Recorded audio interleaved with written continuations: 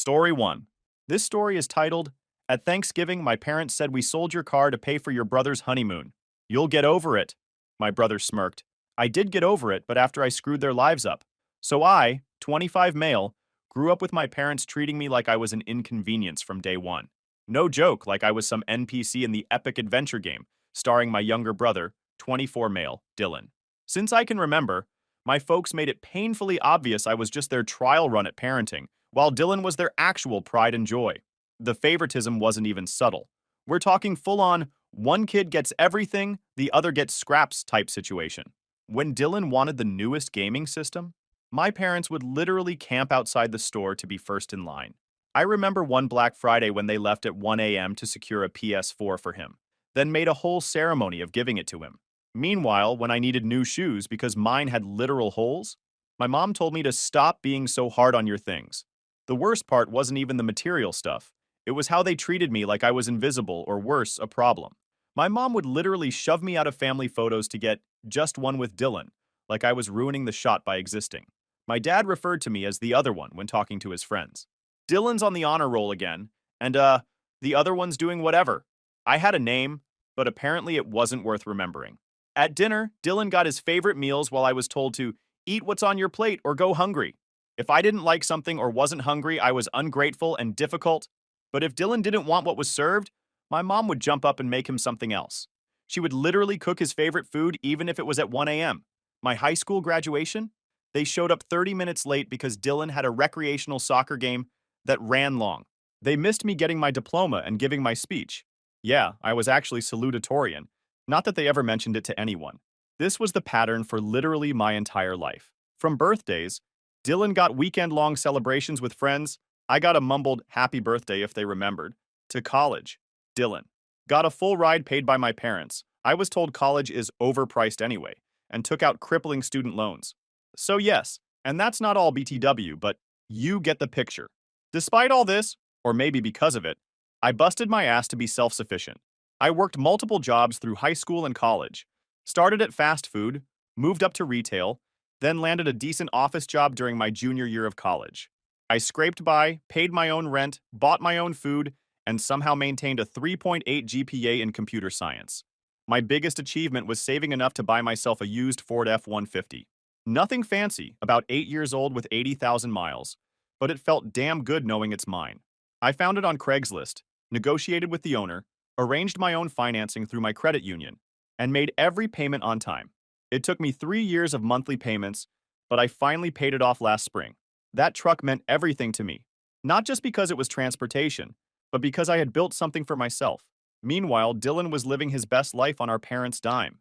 He dropped out of the college they paid for after 3 semesters because the professors didn't understand his learning style. Couldn't hold a job longer than 3 months because managers were always out to get him or jealous of his potential. He was still living at home at 19, rent-free, with my parents doing his laundry and cooking his meals. The crazy thing is, I wasn't even bitter about it for a long time. I just accepted that they won't change. I figured my parents had their favorite, and there was nothing I could do about it. I focused on building my own life, staying out of their way, and limiting contact to major holidays and occasional obligatory family events. I even tried to be cool with Dylan. It wasn't his fault our parents were the way they were, right? But he soaked up all that special treatment and turned into exactly the entitled jerk you'd expect. He'd borrow money from me and never pay it back. He'd make fun of my truck while driving the car our parents bought him. He'd talk down to me about my lame job while having no job himself. I kept thinking maybe as we both got older, things would change. Maybe my parents would eventually see that I was actually doing well for myself, while Dylan was still mooching off them. Maybe they'd realize their mistakes. Stupid, right? Some people never change, and my family proved that in the most messed up way possible. You might be wondering why I still went to family events or tried to maintain any kind of relationship with these people. Honestly, some twisted part of me still wanted their approval. Classic psychology. The kid who gets ignored tries harder for attention. Plus, my grandparents were actually decent people who I wanted to stay connected with, and family gatherings were the main way to see them.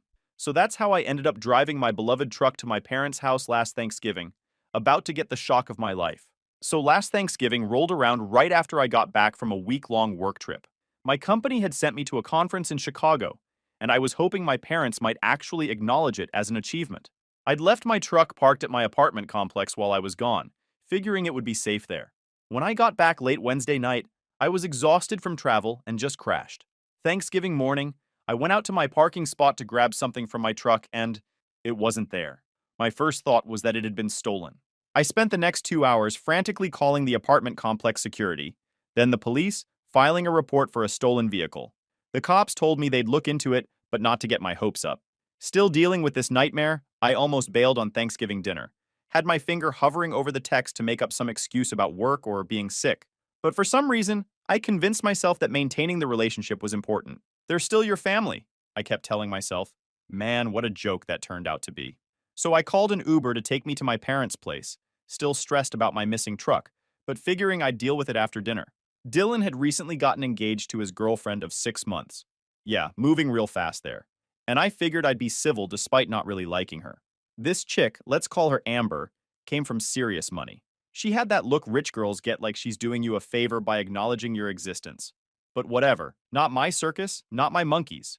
As the Uber pulled up to my parents' house, I noticed something odd.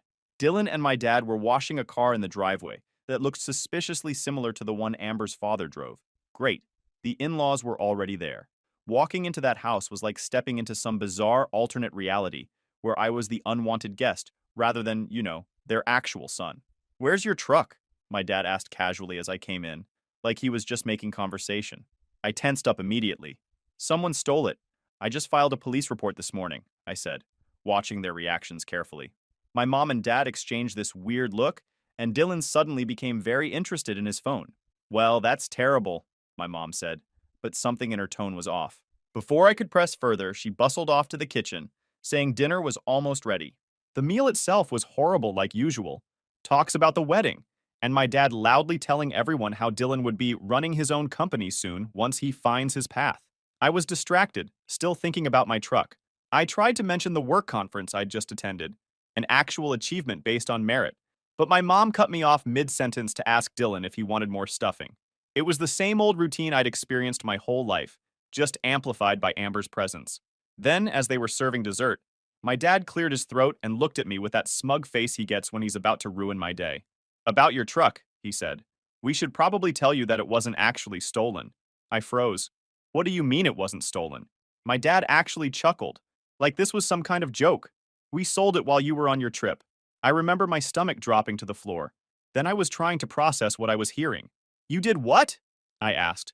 That's when the whole story came tumbling out, each detail worse than the last. They had sold my truck. Not just sold it, they had used the emergency key to my apartment that my mom still had, which I'd completely forgotten about, broken in while I was in Chicago, stolen the title from my filing cabinet, driven my truck away, and sold it without my knowledge or consent. Why? Because they wanted to surprise Dylan and Amber with a lavish wedding gift and needed quick cash. They'd already promised to pay for a dream destination wedding and honeymoon in Cancun, but realized they couldn't afford it after putting down non-refundable deposits. So instead of admitting they'd overextended themselves, or God forbid, asking Delanto to scale back his plans, they decided stealing from me was the logical solution. "I filed a police report this morning," I said, my voice oddly calm considering my world was imploding. "God, do you not even feel bad about it?" My dad waved his hand dismissively. "It's okay, just call them back and tell them you found it. No big deal." The way they explained it was so casual, like they'd done me a favor. My mom actually said, "That truck was too big for you anyway, and you were wasting money on gas." As if her opinion had any relevance to my vehicle that I bought with my money. Dylan sat there with this shit-eating grin the entire time, like watching me get screwed over was the highlight of his Thanksgiving. He actually had the nerve to say, "You'll get over it, bro. It's just a truck." This from the guy who threw a tantrum when my parents got him the wrong color iPhone. I wish I could say I flipped the table, told them all to go to hell, and stormed out dramatically. That's what they deserved. But I was so blindsided, so completely stunned by the magnitude of what they'd done, that I just sat there quietly as my blood boiled. Then I asked how the hell did they even sell it when it's not in their name. That's when they got uncomfortable. My dad mumbled something about still being on the insurance. I wasn't, I had my own policy.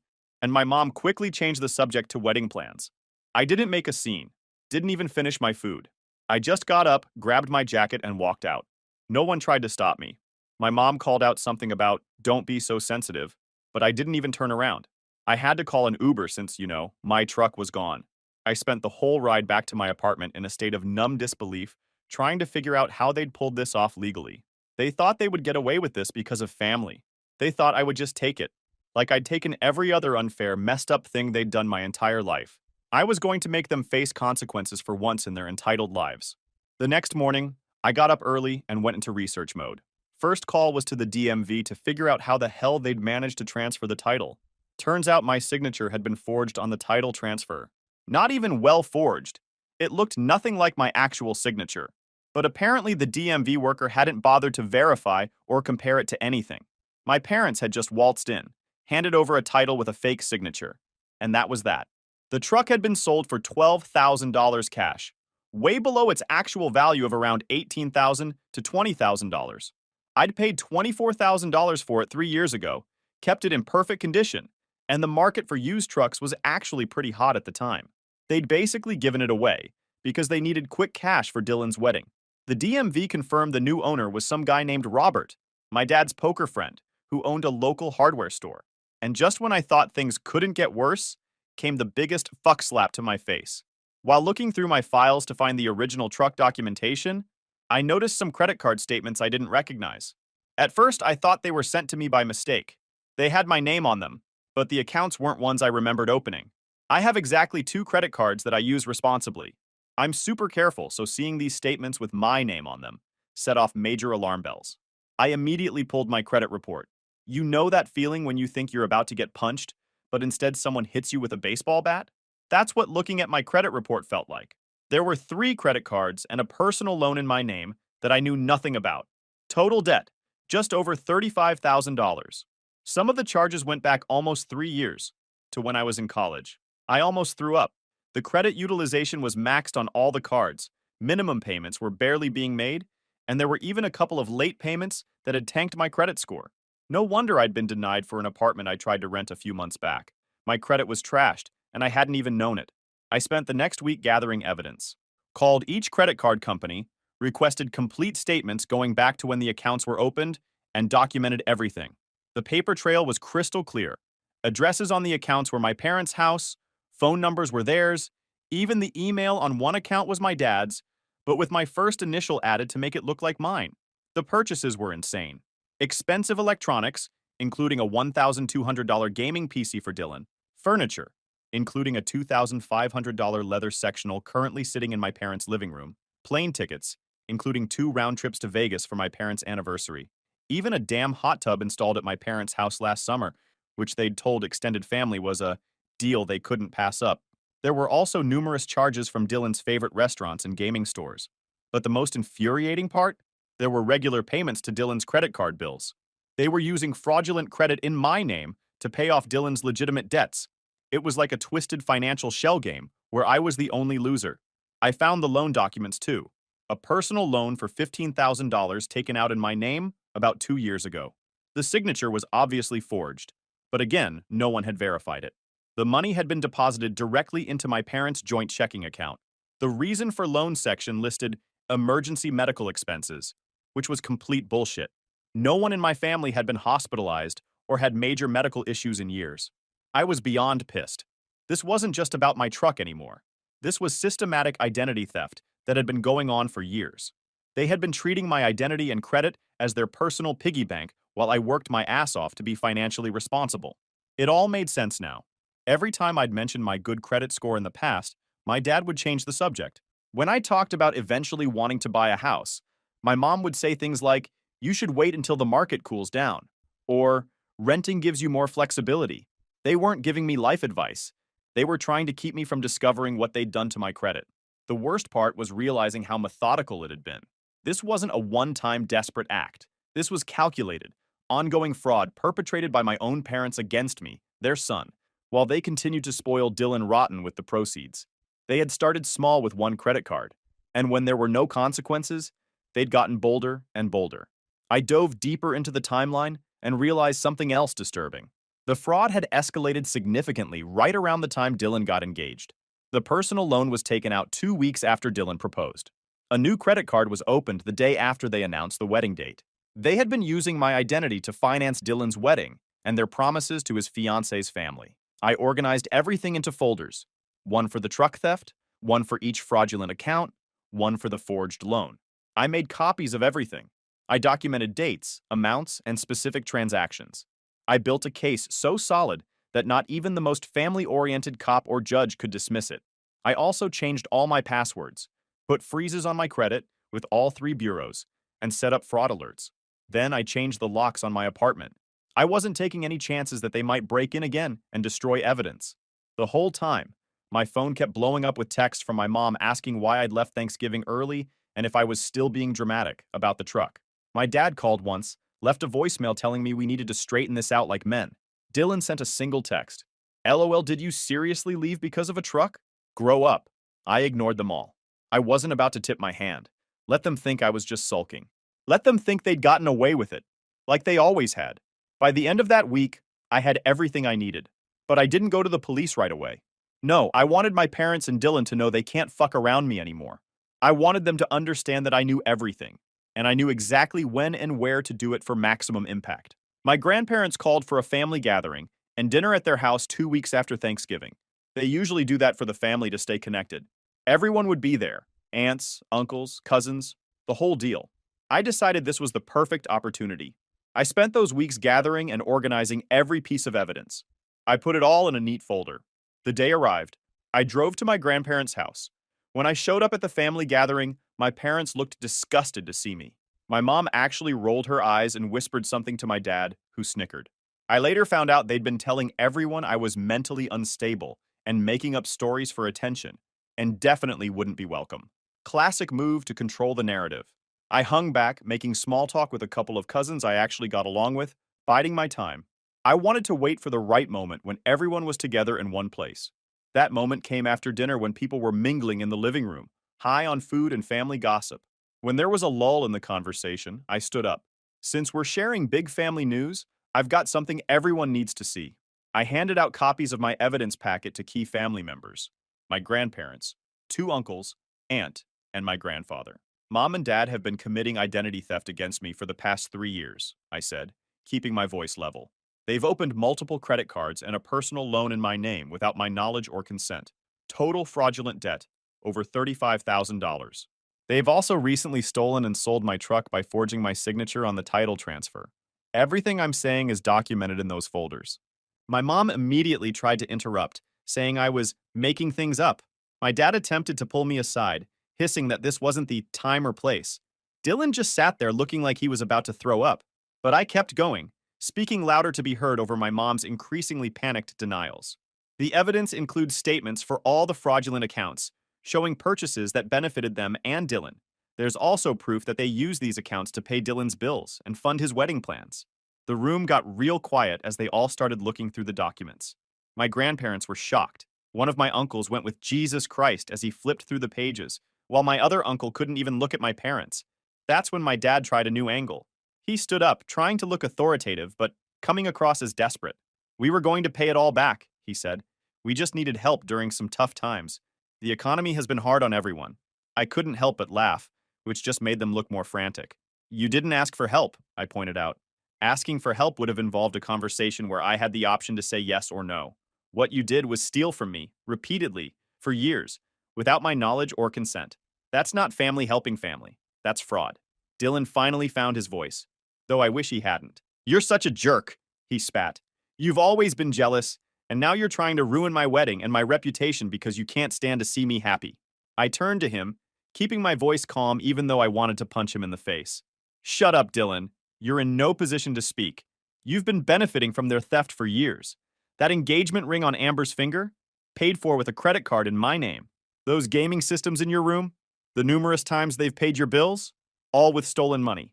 You're as screwed as they are. I didn't need to say anything else. I just walked out, leaving the chaos behind me. I had said what I needed to say, shown what I needed to show. The family would never see my parents the same way again, and that was enough for now. But was it the end? Fuck no. I wasn't done yet. As I was leaving, my grandfather caught up with me at the door.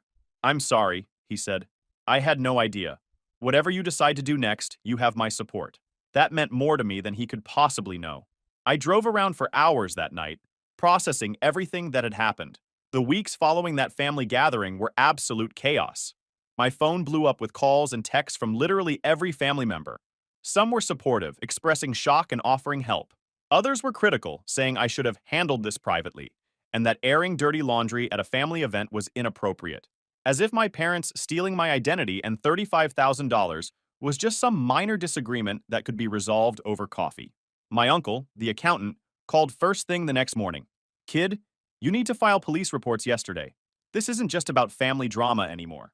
Your credit is tanked, and you're legally responsible for those debts until you formally report the fraud. He walked me through the process and even offered to go with me to the station. Good dude. Dylan, predictably, went on the offensive. He called me every name in the book, saying I'd ruined his life and his relationship. Apparently, Amber was reconsidering the engagement after learning how the ring was purchased. He blamed me for this, of course, not the fact that he was wearing stolen goods. My parents swung between begging for forgiveness and threatening consequences. My mom would call crying one day, saying she only wanted the best for her boys, and got carried away. The next day, my dad would leave voicemails saying I was no longer their son and that I would regret taking this public. It was emotional whiplash at its finest. The most telling thing? Not once, not a single time, did they offer to pay back what they'd stolen or fix the damage they'd done to my credit. Their apologies were always about their feelings, their reputations, their pain. Classic narcissist playbook. Amid all this chaos, I had some serious decisions to make. Plus, there was the matter of the truck, my truck, that I had worked my ass off to pay for. That represented my independence. That was mine. They had stolen it, sold it for a fraction of its value, and spent the money. That alone was enough to justify legal action. With my uncle's help, the lawyer one, I filed police reports for identity theft and fraud. I also filed disputes with all the credit agencies and the credit card companies, attaching copies of the police reports. I won't bore you with the process because it was a nightmare. Hours on the phone with credit agencies, multiple visits to the police station, paperwork that never seemed to end. It took weeks just to get the fraudulent charges removed from my credit report, and even then, the damage to my credit score remained. A score I'd worked so hard to build since college, destroyed by my own parents. My parents didn't think I'd go through with it. They thought the family card would trump everything else. They were wrong. When they received official notice that they were being investigated for multiple felonies, the tone changed. Suddenly, they wanted to work something out. My dad called my uncle, asking him to talk some sense into me. They even tried to get my grandparents to intervene. But to their credit, my grandparents stood firm, saying that legal consequences were appropriate given the circumstances. 3 months of legal battles later, my parents were facing serious charges. The evidence was overwhelming. The forged signatures didn't even remotely match mine. The accounts were clearly opened without my knowledge, and the truck title transfer was blatantly fraudulent. They didn't have a leg to stand on legally. They ended up taking a plea deal. No jail time, but 5 years probation, mandatory financial counseling, and most importantly, full restitution. They had to pay back every penny they'd stolen, plus the full value of my truck, plus legal fees. All told, they owed me just over $80,000. Where would they get that kind of money? I didn't know and didn't care. They'd have to figure it out. Maybe they could sell their house, cash in retirement accounts, borrow from relatives they hadn't alienated yet. Not my fucking problem. Dylan's fancy wedding got canceled. Amber made the wise decision by bailing on him. Dylan blamed me for this, of course, sending occasional texts about how I'd ruined his big day. I just laughed and got happy for Amber at this point. I moved to a new apartment, changed my phone number, and focused on my career. The only family I stayed in touch with were my grandparents, and the uncle who helped me with the legal stuff. The rest could think whatever they wanted. I was done explaining myself or seeking approval from people who didn't have my best interests at heart. The legal resolution took nearly a year to finalize. By the time it was done, I was emotionally exhausted but financially vindicated. I used the restitution money to clear the remaining fraudulent debt and invest the rest. Between that and a promotion at work that came through right around the same time, I was finally building the life I deserved. My credit score was still recovering, but with all the fraudulent accounts removed and perfect payment history going forward, it would eventually get back to where it had been. More importantly, I had put extensive credit freezes and monitoring in place to ensure nothing like this could ever happen again. There were nights I lay awake questioning if I'd done the right thing. Was pursuing legal action against my own parents going too far? Should I have tried harder to work things out privately? Was I, as some relatives suggested, being vindictive rather than seeking justice? But then I'd remember how casually they'd announced selling my truck, how they'd used my identity for years without remorse, how they'd prioritized Dylan's wants over my fundamental rights. And I knew I'd made the only choice I could live with. By the 1 year anniversary of that fateful Thanksgiving, I was in a completely different place. New apartment, new job title, new outlook on life and family. I had learned the hard way that DNA doesn't guarantee loyalty or love, that sometimes the healthiest family is the one you choose for yourself. As for my parents, I heard through family members that they were struggling financially after having to pay me back. Couldn't care less. Edit 1. Whoa, I didn't expect so many responses. Thanks for all the support and advice, folks. Edit 2. For those asking for an update, I have one for you soon. Stay tuned. Update. Subreddit. Been a while since I shared my story about my folks selling my truck and the identity theft shitshow that I discovered after. Some of you wanted an update, so here's what's gone down. Fast forward 2 years. I'm absolutely crushing it. That restitution money the court forced my parents to pay? I invested half of it in this fintech startup that developed some payment processing app my accountant uncle told me about. Company got bought out 6 months ago, and my investment tripled. Between that windfall, busting my ass at work, and 2 promotions, I bought myself a Tesla Model 3. Definitely a massive upgrade from my old truck. First brand new car I've ever owned. Every time I hit that acceleration, it reminds me that cutting my toxic family out was 100% the right call.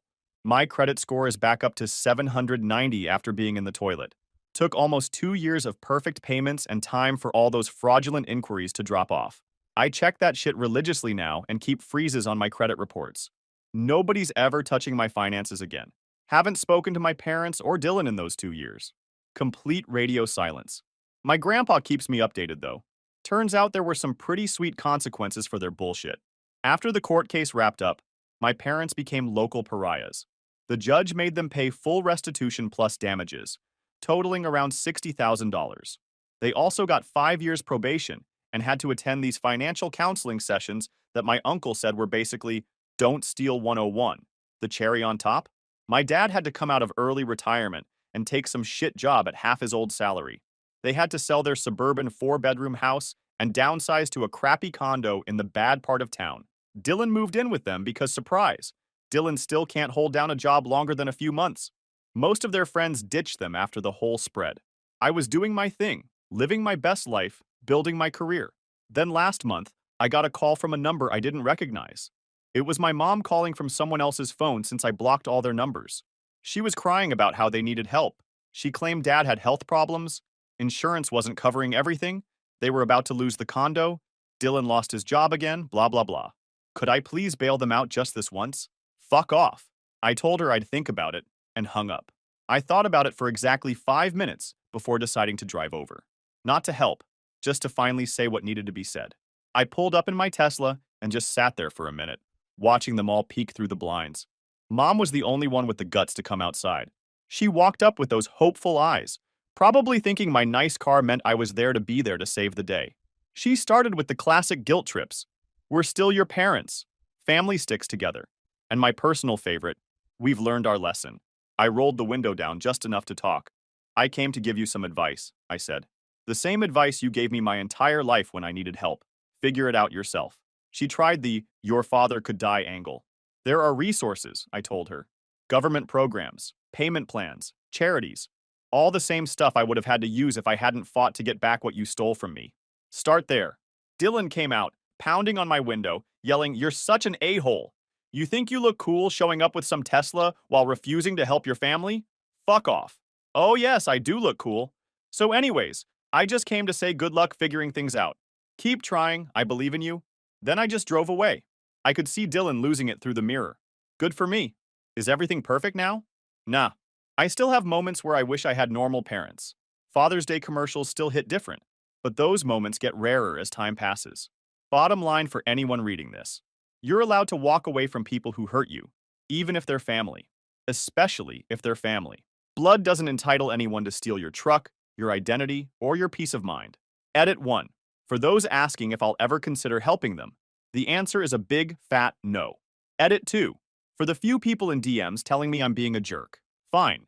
Try to get frauded and robbed by your family. No? I don't think so. Story 2. Dad gave the landscaping business I built to my older brother because he has kids to feed. So I walked away and watched it all burn. Now he's explaining his strategies to the IRS. All right, Reddit. I just lived through some family drama that would make Jerry Springer jealous. My dad basically took the $1.8 million landscaping empire I built from scratch and handed it to my older brother like a participation trophy. Why? Because, son, Vincent has mouths to feed. So I walked away, but that wasn't the end. Here's what went down. Let me, 33 male, paint you the picture. My dad Antonio is 65, old school Italian guy who's been breaking his back doing landscape work since before I was born. Picture the most stereotypical blue-collar dude you know, permanent dirt under his fingernails, always smells like grass clippings, and can operate an excavator like it's a freaking extension of his body. Ever since I could walk, I was obsessed with being out there with him. While other kids were playing Xbox, I was learning about soil pH and irrigation systems, like some kind of tiny landscaping prodigy. My older brother Vincent, though? Complete opposite story. He's 39 and spent our entire childhood acting like yard work was beneath him. This dude literally wouldn't help with basic shit around our own house because he didn't want to ruin his image with the prep school crowd. He'd tell his friends our dad was a landscape architect because God forbid anyone found out daddy actually got his hands dirty for a living. But here's where it gets interesting. When Vincent was 15, he got into a nasty car accident. Some drunk asshole T-boned him coming home from a party. The kid was in the hospital for 3 months with a shattered leg and internal injuries.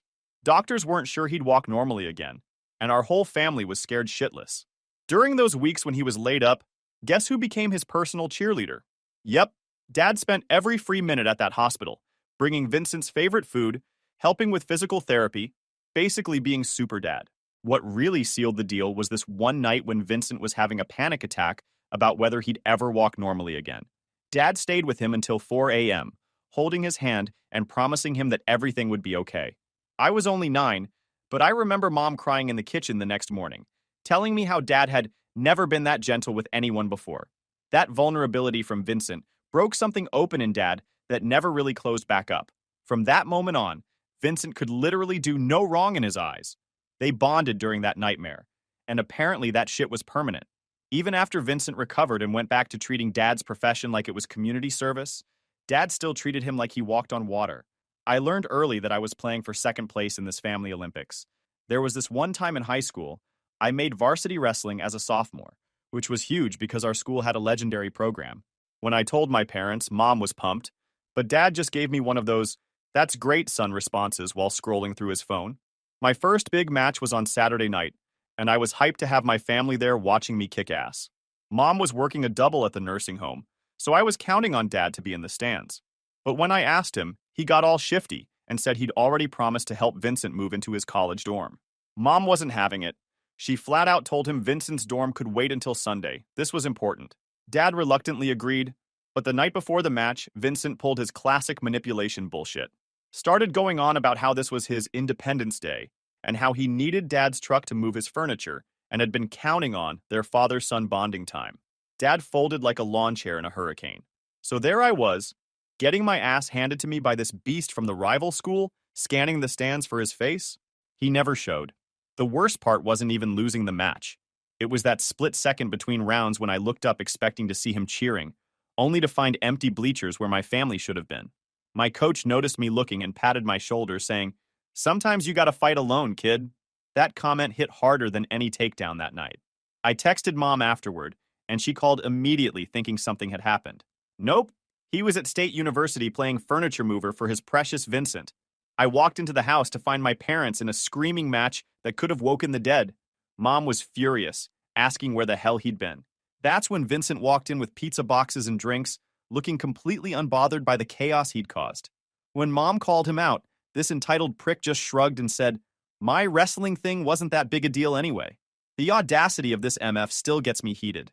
Here I was, 16 years old, just got my ass kicked in front of half the school, and my own brother was dismissing it like I'd lost a video game tournament. I remember thinking, this is my family? And Dad? Instead of apologizing, he defended him, said it was just a high school match, and there would be other competitions. But Vincent needed help with this major life transition. I felt like I'd been gut-punched. My own father was dismissing something I'd worked my ass off for like it was nothing.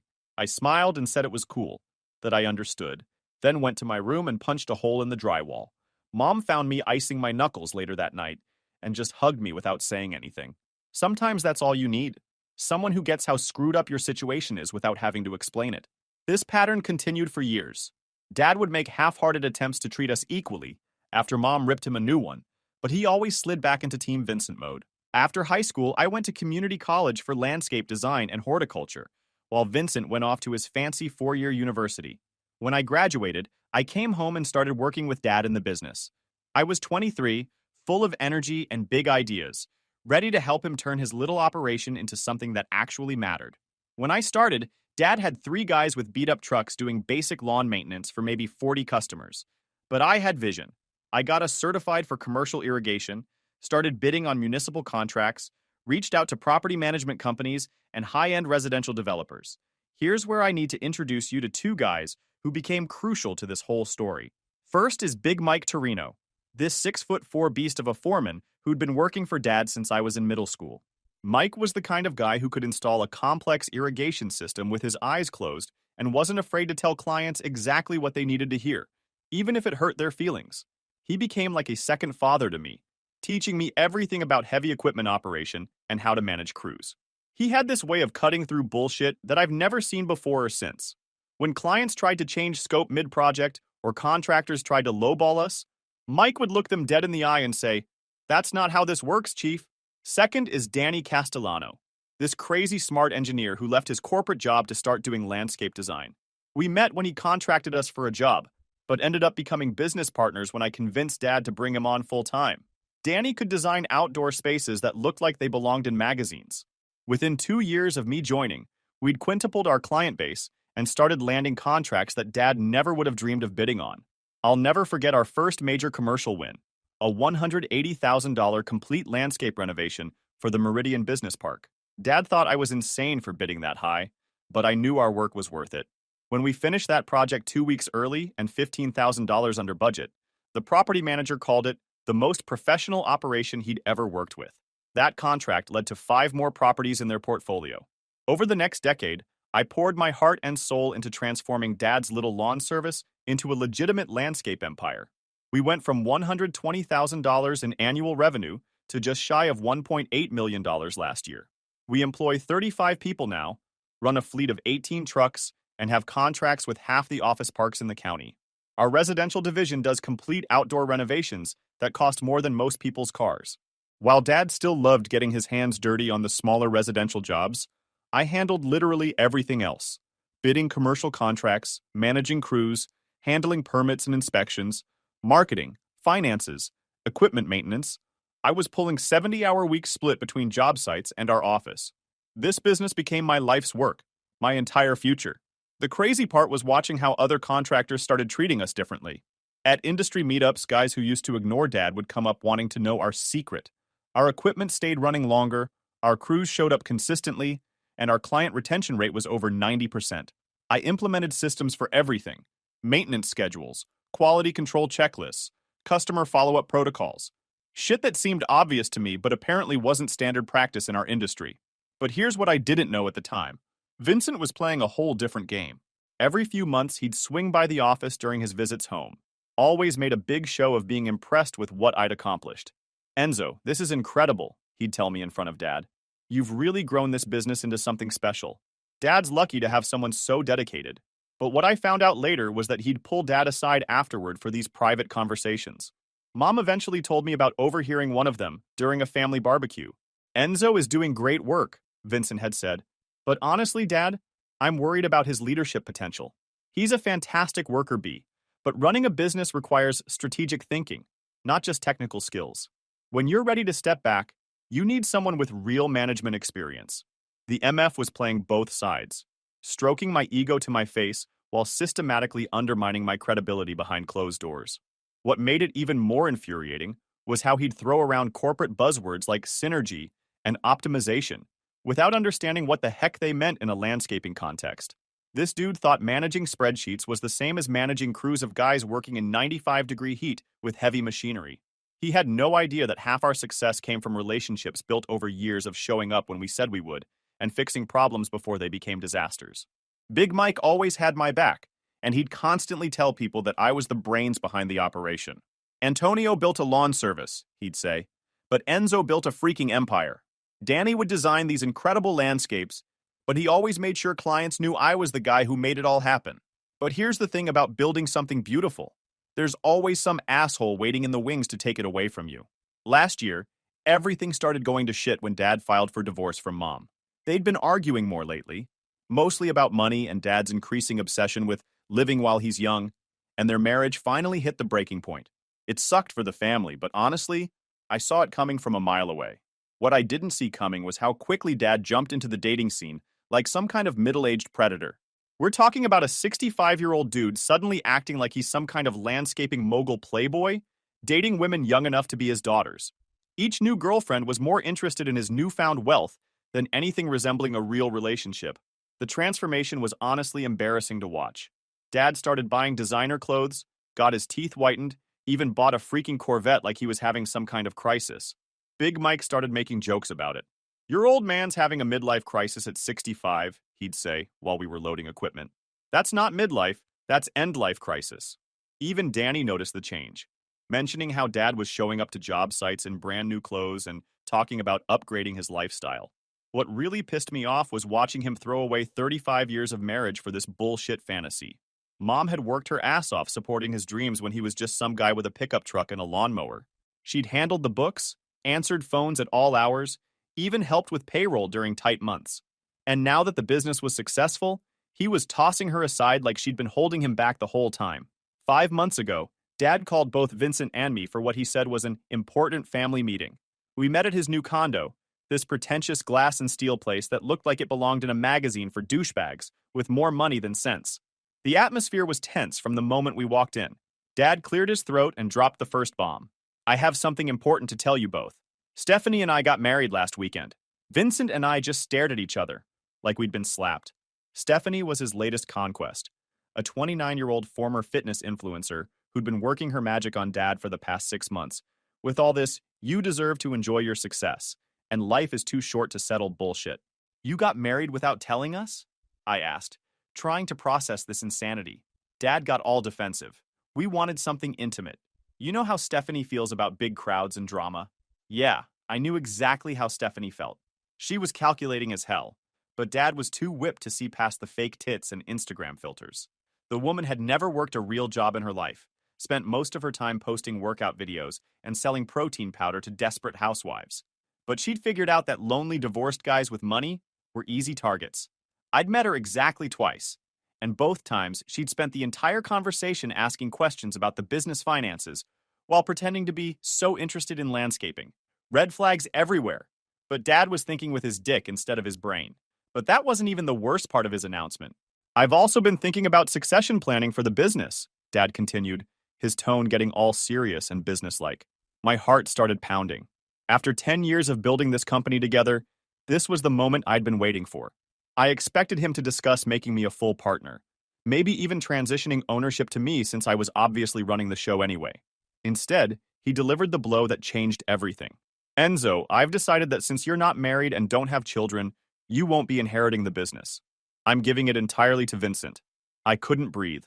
Big Mike always joked that I'd have a heart attack from stress someday, but I never thought it would be from my own father destroying my life. "What the fuck?" I managed to whisper. "Vincent has a family," Dad continued. "His wife Jennifer and their 3 kids. They need the financial security. Plus, he can take the business to new heights with his corporate management background." I stared at him in complete disbelief. "Dad, I built this business with you. I've dedicated my entire adult life to it. How can you just—" "You can continue working in your current position under Vincent's management," he interrupted. "But the ownership goes to your brother. That's final. No discussion, no consideration for everything I'd sacrificed, no acknowledgement that I'd literally built the systems and relationships that made the business valuable. Just a dismissal that felt colder than anything he'd ever said to me." I turned to Vincent, desperately hoping he'd speak up for me, show some brotherly loyalty. Instead, this asshole sat there with this smug little smile, like he'd been waiting his whole life for this moment. "Hey, Enzo," he said with fake concern. "I know this is a lot to process, but I think we can make this work really well. Your technical expertise combined with my strategic vision, we could really take things to the next level." The condescending tone made my blood boil. Here was a guy who'd spent 15 years avoiding the business like it was community service, suddenly acting like he was doing me a favor by letting me work for him. This is complete bullshit, I said, my voice cracking. I've given everything to this business. What about my future? My dreams? Dad's response was cold as ice. Life isn't fair, Enzo. Family comes first, and Vincent has a family to provide for. Vincent leaned forward with this fake, sympathetic expression. Look, brother, I know you're emotional right now, but you've got to understand. Running a business isn't just about being good at the work. It's about strategy, finance, and long-term planning. Dad needs someone with proven management experience. This coming from a guy whose idea of long-term planning was deciding what to order for lunch.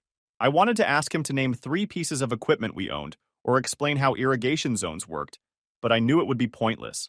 Dad had already made up his mind, probably with plenty of input from his new wife who saw dollar signs every time she looked at our financial statements.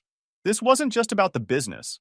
It was about a lifetime of being second choice, of having my work minimized, of never being the favorite son no matter what I accomplished. Fine, I said quietly, standing up from the table. If that's how you want to play this. I walked out of that pretentious condo knowing I'd never be back. As I got to my truck, I could hear Vincent through the open window saying something about helping Enzo adjust to the new structure, like I was some kind of problem employee instead of the guy who'd built everything he was about to inherit. The drive home was a blur of rage and betrayal. 10 years of my life wasted. 10 years of building something incredible, only to have it handed to my lazy-ass brother because he managed to knock up his college girlfriend. That night, I called Mom and told her everything. She was as shocked as I was. I never thought he'd do something this cruel, she said, her voice shaking with anger. To give the entire business to Vincent instead of splitting it fairly between you two. It's unconscionable. I would have been fine with a 60-40 split, I told her through gritted teeth, or even 70-30 in his favor. But to cut me out completely after everything I've done. Mom was quiet for a long moment. Then her voice became stronger, more determined. You know what? Maybe this is a blessing in disguise. You've got 10 years of experience, incredible skills, and every contractor in the county respects you. Why don't you start your own business? Half those clients would probably follow you anyway. Her words lit a fire in me. If Dad thought he could just toss me aside like yesterday's grass clippings, he was about to learn how wrong he was. Over the past decade, I've been smart with my money. I'd saved over $125,000, living in a modest apartment and driving a 10-year-old truck while reinvesting everything back into equipment and certifications. It was more than enough to start my own operation. The next morning, I started making calls. The first person I called was Big Mike. Mike, I need to talk to you. Can you meet me for coffee? When I told him what happened, this 6 feet 4 inches beast of a man looked like he wanted to put his fist through the wall. Those assholes, he growled. After everything you've done for that business. You know what, Enzo? I'm done with them. If you're starting your own company, I'm coming with you. The next call was to Danny. His reaction was even stronger. Are you freaking kidding me? He exploded.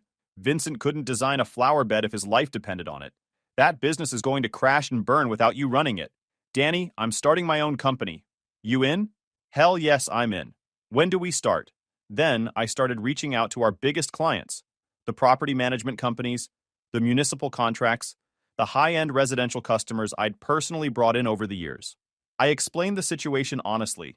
Dad was passing the business to my brother, and I was starting my own company.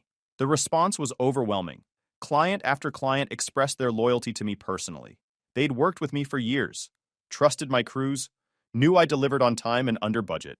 Most of them had never even dealt with Vincent. We work with you, not your father, said Tom Richardson, the facilities manager for the biggest office complex in town. If you're starting your own business, we're following you. Vincent's a nice enough guy, but he doesn't know shit about landscape management. The most satisfying call was with Patricia Wells from Grandview Properties. She managed 8 commercial properties that generated about $340,000 in annual revenue for us. When I explained the situation, she was genuinely pissed off on my behalf. That's absolutely ridiculous, she said. You've been our primary contact for 4 years. You know every inch of our properties. You respond to emergencies at all hours. And your crews are the most professional we've ever worked with.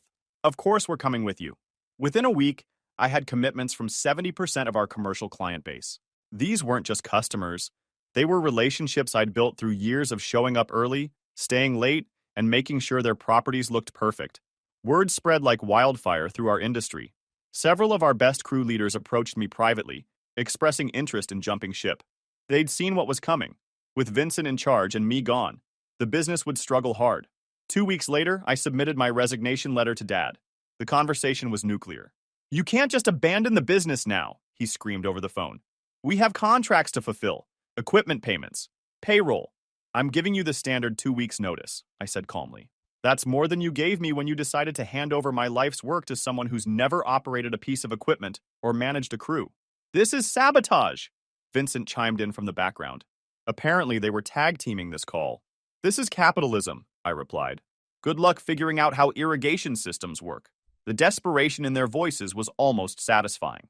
Part of me still felt bad for Dad, but he'd made his choice. Now he'd have to live with the consequences. Big Mike put in his notice the same day. So did Danny. So did 4 of our best crew leaders and 8 other employees. The exodus was swift and devastating. Starting Torino Landscape Solutions, I named it after Big Mike because the man deserved the recognition, was simultaneously the scariest and most satisfying thing I'd ever done. We found a perfect shop space in an industrial complex. Bigger than Dad's place, better location, room for all the equipment we'd need. Big Mike helped me negotiate deals on used equipment from guys we'd worked with over the years. Danny designed our office space and created a portfolio that looked more professional than anything Dad's operation had ever produced. The clients who'd committed to following us were true to their word. Within a month, we had enough contracts signed to keep us busy for 6 months straight. My phone was ringing constantly with new inquiries. Meanwhile, I heard through the grapevine that Dad's business was imploding. Vincent had moved back from his suburban paradise, expecting to walk into a smoothly running operation. But this dude knew nothing about equipment maintenance, nothing about managing crews, nothing about the relationships that kept commercial clients happy. I heard from Luis Mendoza, one of our suppliers, that Vincent had called him in a panic because 2 mowers had broken down in the same week. Apparently, Vincent didn't know that equipment needed regular maintenance beyond just putting gas in it. "He asked me if we could loan him a crew until he hired new guys," Luis told me while laughing. I told him that's not how equipment suppliers work. He seemed genuinely confused about the difference between buying equipment and renting crews. What I didn't expect was how quickly Vincent would start trying to improve the business through some creative accounting practices. About 2 months after I left, Maria Gonzalez, our former office manager who'd stayed with Dad out of loyalty, called me up one evening. She sounded stressed as hell. "Enzo, I need to talk to someone about what's going on at the shop. Can we meet for coffee? I don't feel comfortable talking about this on the phone." The next day, Maria looked exhausted when we met at a little diner downtown. She'd been Dad's office manager for 6 years, handling invoices, payroll, and client communications. She knew the business inside and out. "Vincent's doing some things that don't seem right," she said quietly, looking around to make sure no one was listening.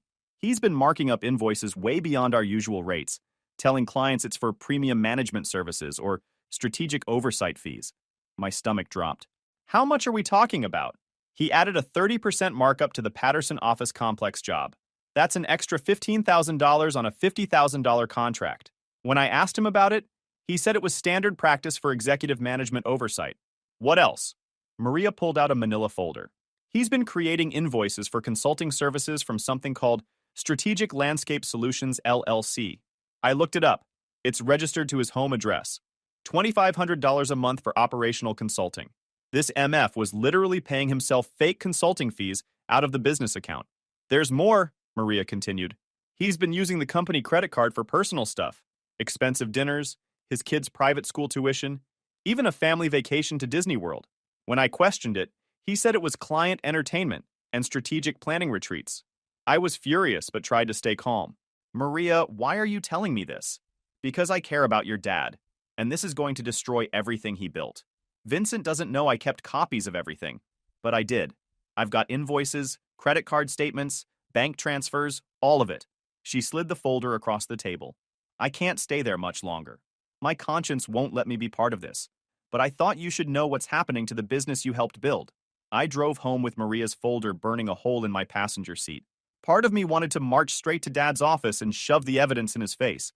But Big Mike had taught me something valuable over the years. When you're going to take someone down, you better make sure they can't get back up. That night, I spread everything out on my kitchen table. The documentation was damning. Vincent had been systematically looting the business for months. Inflated invoices totaling over $95,000 in fraudulent charges to clients. $42,500 in fake consulting fees paid to his shell company. $31,000 in personal expenses charged to the business credit card. Payroll irregularities where he'd been paying himself overtime for management duties. I called my lawyer, Jim Rodriguez, first thing Monday morning. Jim had helped me set up my business and had been practicing commercial law for 20 years.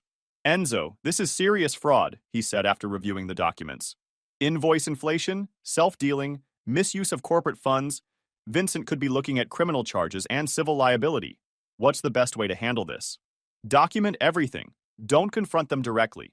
And let me handle the legal strategy. I'm going to recommend we file a complaint with the district attorney's office and notify the IRS about the unreported income from his shell company. Over the next few weeks, more evidence kept coming my way. Luis Mendoza, one of our longtime suppliers, reached out after hearing I'd started my own business. Enzo, I've been wanting to talk to someone about what's happening with your dad's company, he said when I met him at his equipment yard. Vincent's been demanding cash kickbacks on our invoices. Says it's standard practice for preferred vendor status.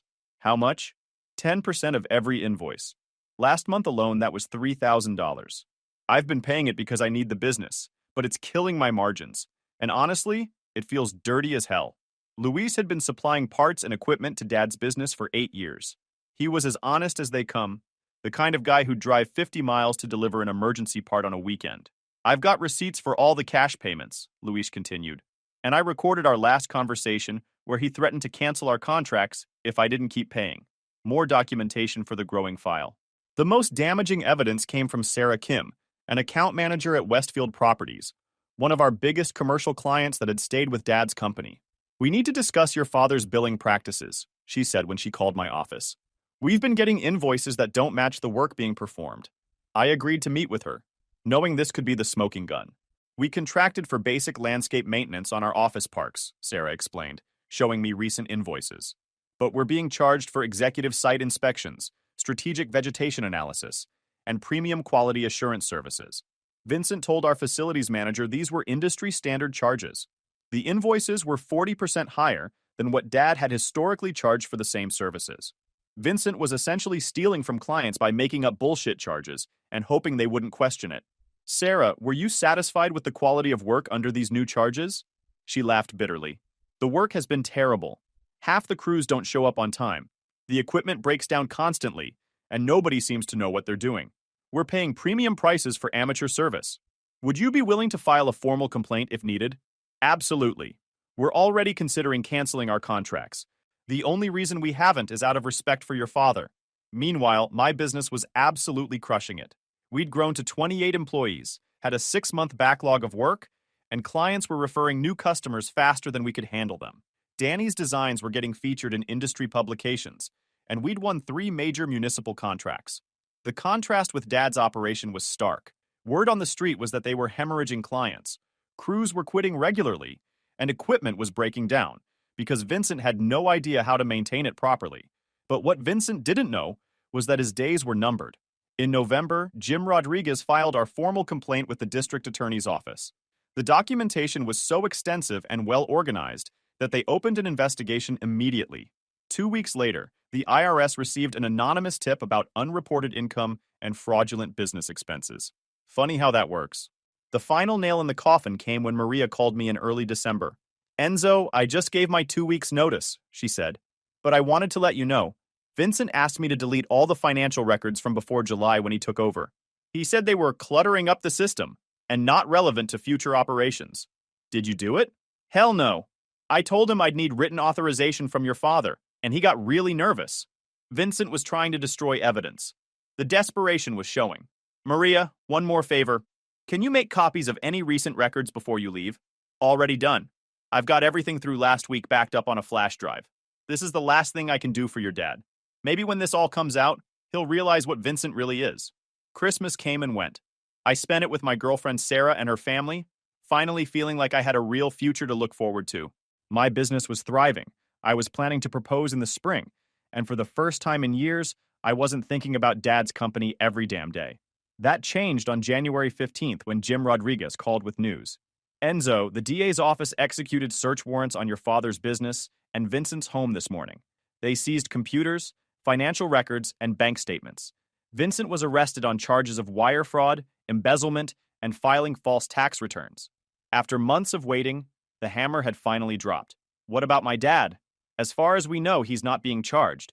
The evidence suggests Vincent acted alone and concealed his activities from your father, but the business is definitely going to face civil penalties and client lawsuits. The local news picked up the story that evening. Local business owner arrested for fraud was the headline, with a mugshot of Vincent looking like he'd aged 10 years overnight. The article laid out the basic facts: systematic invoice fraud, embezzlement of company funds, and tax evasion totaling over $275,000. The reporter mentioned that several clients were considering civil suits to recover overcharged fees. My phone started ringing with calls from industry people who'd heard the news. Most were shocked, but a few longtime contractors said they'd suspected something was off when Vincent took over. 2 days later, Dad called me. His voice sounded broken. "Enzo, son, I need to apologize. You were right. I should have listened to you and your mother. I should have recognized what you built for us." I didn't know what to say. Part of me felt vindicated, but mostly I just felt sad for him. Vincent's lawyer says he could face 5 years in federal prison. My business is ruined, and I don't know how I'm going to pay back the clients he defrauded. And how does that concern me, Father? I know, I just thought maybe you could... No. Maybe you learnt now what happens when you bet on the wrong horse. Son, I am so sorry. Apologize for yourself. I am good. That was the last conversation we had. The business ended up declaring bankruptcy within 3 months. Dad lost everything. The shop, the equipment, even his house had to be sold to cover legal fees and civil settlements. Vincent pleaded guilty to avoid trial and got sentenced to 3 years in federal prison plus 5 years probation. His wife filed for divorce while he was awaiting sentencing, taking the kids and moving back to her parents' house. The judge ordered him to pay $275,000 in restitution, but since he spent most of what he stole, that money's never getting recovered. Today, Torino Landscape Solutions employs 55 people and generates over $2.8 million in annual revenue. We've expanded into commercial snow removal and have clients in 3 counties. I proposed to Sarah in March, and she said yes. We're planning a wedding for next fall and talking about starting a family. I smile when I think about teaching my future kids about the value of building something with your own hands. Dad ended up taking a job with one of our competitors. Just a crew leader position, but at least he's working.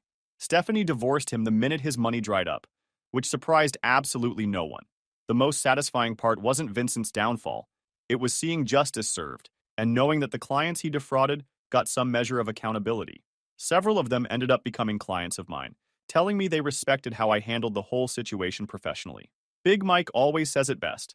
Your dad taught you the trade, but life taught you the business. Now you're teaching both to everyone else. Sometimes I wonder what would have happened if Dad had just treated me fairly from the beginning. But then I look around at the business I've built and the life I've created, and I realize their betrayal was actually the greatest gift they could have given me. Sometimes the best revenge isn't getting even. It's just being better than them at everything they thought they could take away from you. Story 3. This story is titled, "Girlfriend faked a cheating text to turn my family against me, and they cut me off. Years later, they begged me to forgive them, but I hit them with the truth they didn't want to hear." Hi everyone. Before we dive in, a quick favor. If you enjoy content like this, please hit the subscribe button. It's free, supports the channel, and make sure you never miss out on amazing videos. Alright, let's get started. Hey Reddit, to give you some background before I take you into my family chaos. I grew up in San Francisco. My family wasn't just wealthy. We were the kind of wealthy that made people treat you differently. My parents, Vijay and Annika, owned a successful chain of luxury, eco-friendly resorts that catered to high-end clients who wanted to save the planet in style. They were the kind of people who thought networking was a competitive sport.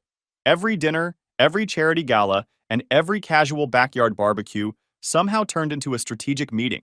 Their pride and joy, besides their resorts, was the relationship they had with another powerhouse family who ran an event planning company. These families were like a perfect business partnership, feeding off each other's strengths. They planned the events. We hosted them. The parents acted like their bond was written in the stars. So when I started dating their daughter Maya, my parents couldn't have been happier. In fact, happy doesn't even cover it. They were practically doing victory laps. I was 24 at the time, just starting to work in the family business, and Maya was 23, already deep into managing parts of her parents' company. We met at one of those typical over-the-top networking parties our families were known for, where everyone wore designer clothes and smiled a little too much. At first, Maya and I hit it off because of how much we had in common. We both grew up with a sense of obligation, always aware that the family name came with expectations. We could joke about the absurdity of our lives. like how our parents would schedule family dinners 2 months in advance, or how we both had to learn the proper way to give a toast by age 10. It felt like we got each other, and that was rare for me. By the time we officially started dating, our parents acted like it was the best thing that had ever happened. Finally, the next generation is taking charge, my dad would say, as if our relationship was some business milestone. Every family event became a photo op for Arjun and Maya, the future. At first, I didn't mind it. I was young, and the attention felt good in a way. But it wasn't long before the cracks started showing, not in public, of course, but behind closed doors. Maya loved being in the spotlight. She was charming, polished, and could command a room like it was her stage. She loved being known as half of the golden couple. For her, our relationship wasn't just about us. It was about the image, the brand, and how we looked to the world. If I ever wanted a quiet night in, she'd guilt trip me saying, "We're supposed to be building something bigger here. People are watching us." My parents didn't help. They adored her. My mom called her the perfect daughter-in-law, which always made things awkward considering she wasn't even my fiancé. My dad, who was usually tough to impress, would go out of his way to praise her. It wasn't just her charm, it was what she represented. To them, Maya was a bridge between our family and hers, cementing a partnership that could last generations. And that was the problem. Everyone saw our relationship as more than a relationship. It was a business strategy. My parents used to drop subtle comments about our future. "You two are unstoppable," my mom said one night after a dinner party, as if she was congratulating us on a merger. "You'll take both families to new heights." I wanted to scream, "What if I don't want this? What if Maya isn't the person for me?" But I didn't. I kept my mouth shut because I knew how much this meant to them. Things only got worse as time went on. Maya and I started arguing more. She had this way of making me feel guilty for even thinking about pulling back. If I didn't want to go to some event with her, she'd say things like, "Do you even care about what we're building?" It wasn't about us anymore. It was about this image she had in her head of what we were supposed to be. One time, I suggested taking a step back from all the public appearances and focusing on us. Her response? "We can't just disappear, Arjun. People expect to see us together. Do you know how bad it would look if we started pulling back now?" The worst part was how my parents acted like Maya could do no wrong. Anytime I voiced even the smallest concern, they'd brush it off. "You two are so good together," my mom would say, completely ignoring the tension. My dad once told me, "You're lucky to have someone like Maya. Don't take it for granted." At first, I thought maybe I was the problem.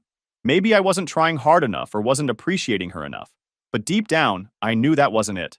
The truth was, we weren't a match.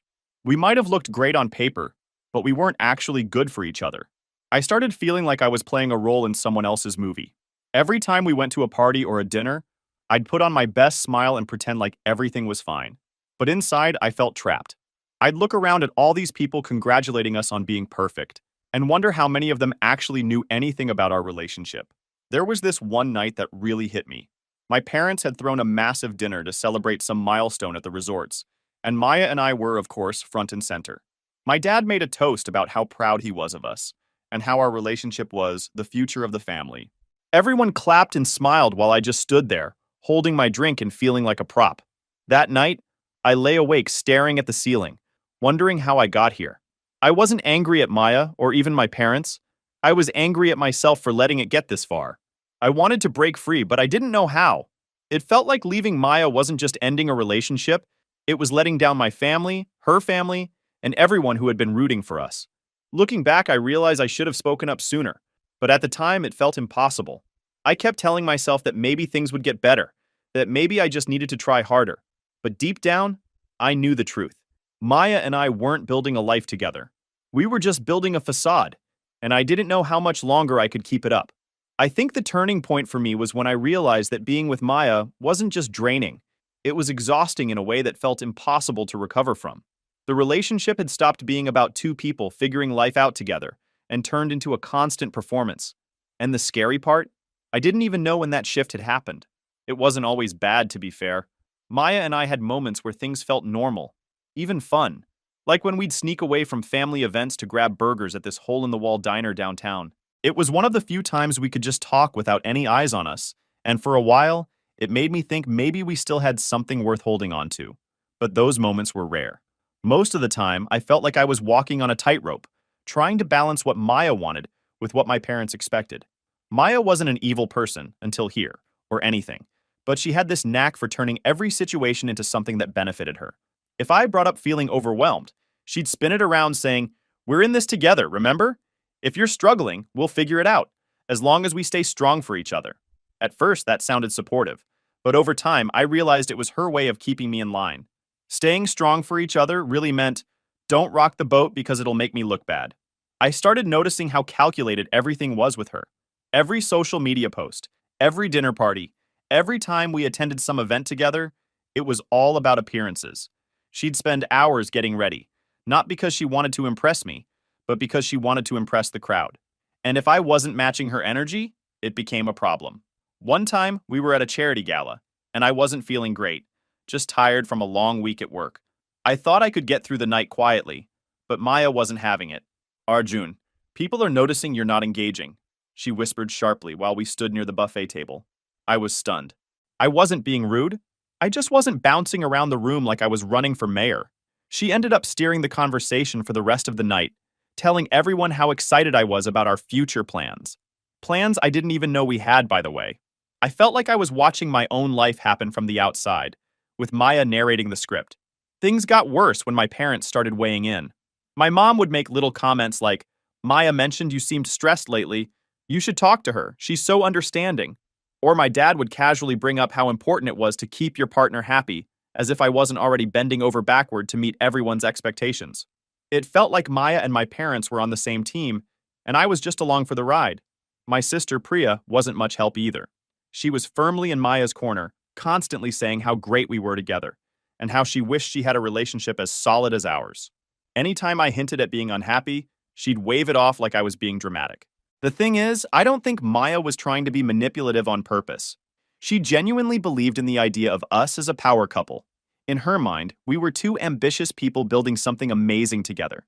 But that wasn't the reality. I wasn't building anything. I was just following her lead, nodding along to whatever narrative she created. I remember one night when we were out with her friends, another one of those double dates where everyone tries to one-up each other with stories about work or vacations. Maya was in her element, laughing and telling some story about how we were planning a trip to Europe. I hadn't even heard about this supposed trip. When her friend asked me about it, I had to scramble to come up with a vague answer. Later, when I brought it up to Maya, she brushed it off. "I was just thinking out loud," she said. "But wouldn't it be great if we did that?" Everyone loved the idea. They think we're so adventurous. It wasn't about actually taking a trip. It was about the image of us as this jet-setting couple. As the months went on, I started feeling more disconnected. Maya didn't notice, or maybe she did, but she didn't care as long as the performance continued. I felt like I couldn't breathe. Every day was about putting on a show, whether it was for our families, her friends, or the business community. I started avoiding her when I could, not in an obvious way, but in little ways. Working late, canceling plans last minute, or pretending to be too tired for long conversations. At first, I thought maybe I just needed some space to figure things out. But the more space I got, the more I realized how much better I felt without her constant presence. Even when we were together, it felt like we weren't really connecting. She'd talk about some new business opportunity, or a fancy event she wanted us to attend, and I'd nod along, barely paying attention. When I tried to bring up things that actually mattered to me, like how I was considering stepping away from the family business, she'd either dismiss it or steer the conversation back to something she cared about. One night, I told her I was thinking about taking some time to travel on my own, just to clear my head. She looked at me like I'd just told her I wanted to move to Mars. "Why would you do that?" she asked, genuinely confused. "We're building a future together. You can't just take off and leave everything behind." That's when it hit me. Maya didn't see me as a person with my own dreams and struggles. To her, I was just a piece of the puzzle, someone who fit into the life she wanted to create. And the scariest part was, I'd let her do it. I don't know exactly when the resentment started, but once it was there, I couldn't ignore it. Every time she talked about our future, I felt like screaming. It wasn't our future, it was hers, and I was just a supporting actor. So at that point, if I'd thought things with Maya were strained before, nothing could have prepared me for what came next. I wasn't happy in the relationship, but I kept telling myself it wasn't the right time to break things off. Between family pressure, business connections, and Maya's knack for making me feel guilty about everything, it was easier to put my feelings on the back burner. That changed when Maya dropped a bomb I didn't see coming. It started on a random Tuesday evening. I'd just gotten home from work, tired and annoyed from dealing with a long day of meetings. I was planning to order takeout and zone out in front of the TV when I got a text from Priya, my sister. The message just said, "Call me, now." Priya and I didn't talk much outside of family gatherings, so her urgency threw me off. I called her, half expecting her to need a favor or to complain about something trivial. Instead, she launched into an angry tirade the moment she picked up. "How could you do this to Maya?" she snapped, her voice full of anger. Confused, I asked, "What are you talking about?" "You know exactly what I'm talking about," she shot back. "Maya showed me the messages. I can't believe you'd betray her like that." Messages? Betray her? None of it was making sense. Priya was practically yelling, accusing me of being a liar and a cheater. I tried to interrupt her to figure out what was going on, but she wouldn't let me get a word in. She told me I was disgusting, selfish, and that I'd humiliated Maya and the entire family. Finally, I managed to ask, "What messages? What are you talking about?" That's when Priya explained. Apparently, Maya had shown her screenshots of text messages between me and another woman. According to these texts, I'd been calling this woman Babe, talking about sneaking around and making plans to meet up. Maya claimed she'd found the messages on my phone and had been devastated for weeks before finally deciding to confront Priya about it. Hearing this, my stomach dropped. Not because I'd done anything wrong, I hadn't, but because I already knew no one was going to believe me. "Maya's lying," I said firmly. "I never sent those messages. I don't even know who this woman is." Priya didn't buy it. "So you're saying Maya just made it all up?" she said sarcastically. "Why would she do that, Arjun? She loves you. She's been nothing but supportive, and this is how you treat her?" The conversation ended with Priya telling me she didn't even want to look at me, and that she hoped I'd figure out how to be a better person. She hung up before I could respond. I sat there, staring at my phone, trying to process what had just happened. The first thought that hit me was how ridiculous the accusation was. I'd never cheated on Maya. I hadn't even thought about cheating. The second thought was that Maya must have faked those messages. But why? The answer hit me like a ton of bricks. Maya knew I was pulling away. She'd sensed it for a while, no matter how much I tried to hide it. This was her way of flipping the script. If I was the bad guy, she'd be the victim. She wouldn't just keep me in the relationship, she'd also have my family completely on her side. Over the next few days, everything spiraled out of control. Maya had already gone to my parents with the screenshots, and by the time I tried to explain my side, they weren't interested. "We raised you better than this," my mom said during a phone call where she barely let me speak. "Maya is devastated. She's done so much for you. And this is how you repay her?" "She wouldn't make this up," my dad added. "We've seen the messages. You need to take responsibility for your actions." It was like talking to a brick wall. No matter how much I insisted that the texts were fake, no one believed me. Maya had already painted the picture of the heartbroken girlfriend, and I was cast as the cheating villain. The fallout was brutal. My parents called a family meeting, which was really just an ambush. Maya was there, sitting next to my mom and crying softly, while my dad tore into me. "Do you know what you've done?" he said. "You've embarrassed the family. Do you have any idea how hard it's going to be to fix this?" Every time I tried to defend myself, Maya would wipe away a tear and say something like, "I just don't understand why you do this to me." It was like she'd rehearsed the whole thing. My parents ate it up, comforting her while glaring at me like I was the scum of the earth. What hurt the most wasn't even Maya's betrayal. It was my family's reaction. They didn't even give me the benefit of the doubt. They didn't ask questions or try to understand. They just accepted Maya's story and decided I wasn't worth defending. Within a week, I was effectively disowned. My dad told me they couldn't have someone like me tarnishing the family name and jeopardizing their relationship with Maya's family. "It's better for everyone if you stay away," he said. "You need to figure out your priorities." I didn't know what hurt more, the fact that my parents believed Maya's lies, or the fact that they were willing to cut me off so easily. Things got even worse when word spread to extended family. Suddenly, I was getting judgmental messages from cousins, aunts, and even family friends. People I barely knew were chiming in, calling me a cheater and a disgrace. One of my aunts posted something passive-aggressive on Facebook about how loyalty and honesty are the foundation of a family. It didn't mention me by name, but everyone knew what she was talking about. The only people who stuck by me were a couple of close friends, who reminded me that the truth would come out eventually. At the time, though, it didn't feel like it would. The worst part was knowing that Maya was walking around playing the victim while I was left to pick up the pieces. She'd not only ruined our relationship, she'd completely destroyed my standing with my family. And the thing is, getting disowned by your family isn't something you prepare for. It's not like there's a manual titled, How to rebuild your life when everyone thinks you're trash. For the first few weeks, I was in a fog. It felt like I'd been hit by a train, and now I was just wandering the wreckage, trying to figure out which way was up. After the fallout with Maya and my family, I packed up my stuff and left San Francisco. I didn't really have a plan, just a vague idea that I needed to be somewhere, anywhere, else. I ended up in Austin, Texas, mostly because I'd visited once for a conference and remembered liking the vibe. It wasn't a flashy move, but at least it was far enough away from the constant reminder of what I'd lost. The first few months were rough. I stayed in a cheap apartment on the outskirts of the city, one of those places where the walls are thin, and you can hear your neighbors yelling at each other over reality TV. It wasn't glamorous, but it was mine, and for the first time in a long time, I felt like I had some control over my life. The first priority was getting a job. Back in San Francisco, I'd been working in the family business, managing operations for one of our resorts. It wasn't exactly a skill set that screamed start over in a new city, but I had to make it work. I scoured job boards, sent out countless applications, and went to interviews that felt like they were designed to crush my soul. Eventually, I landed a job in software sales.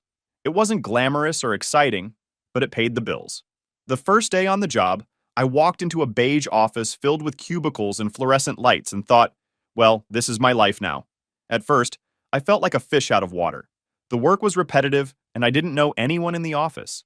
My coworkers were polite but distant, and I spent most of my lunch breaks alone, scrolling through my phone and trying not to think about how drastically my life had changed. But slowly, things started to shift. One of my coworkers, Jake, noticed that I always brought the same sad turkey sandwich for lunch and invited me to join him and a few others at a taco truck down the street. It became a weekly tradition, and over time, I found myself loosening up around them. The job itself wasn't my passion, but it gave me something I desperately needed: structure.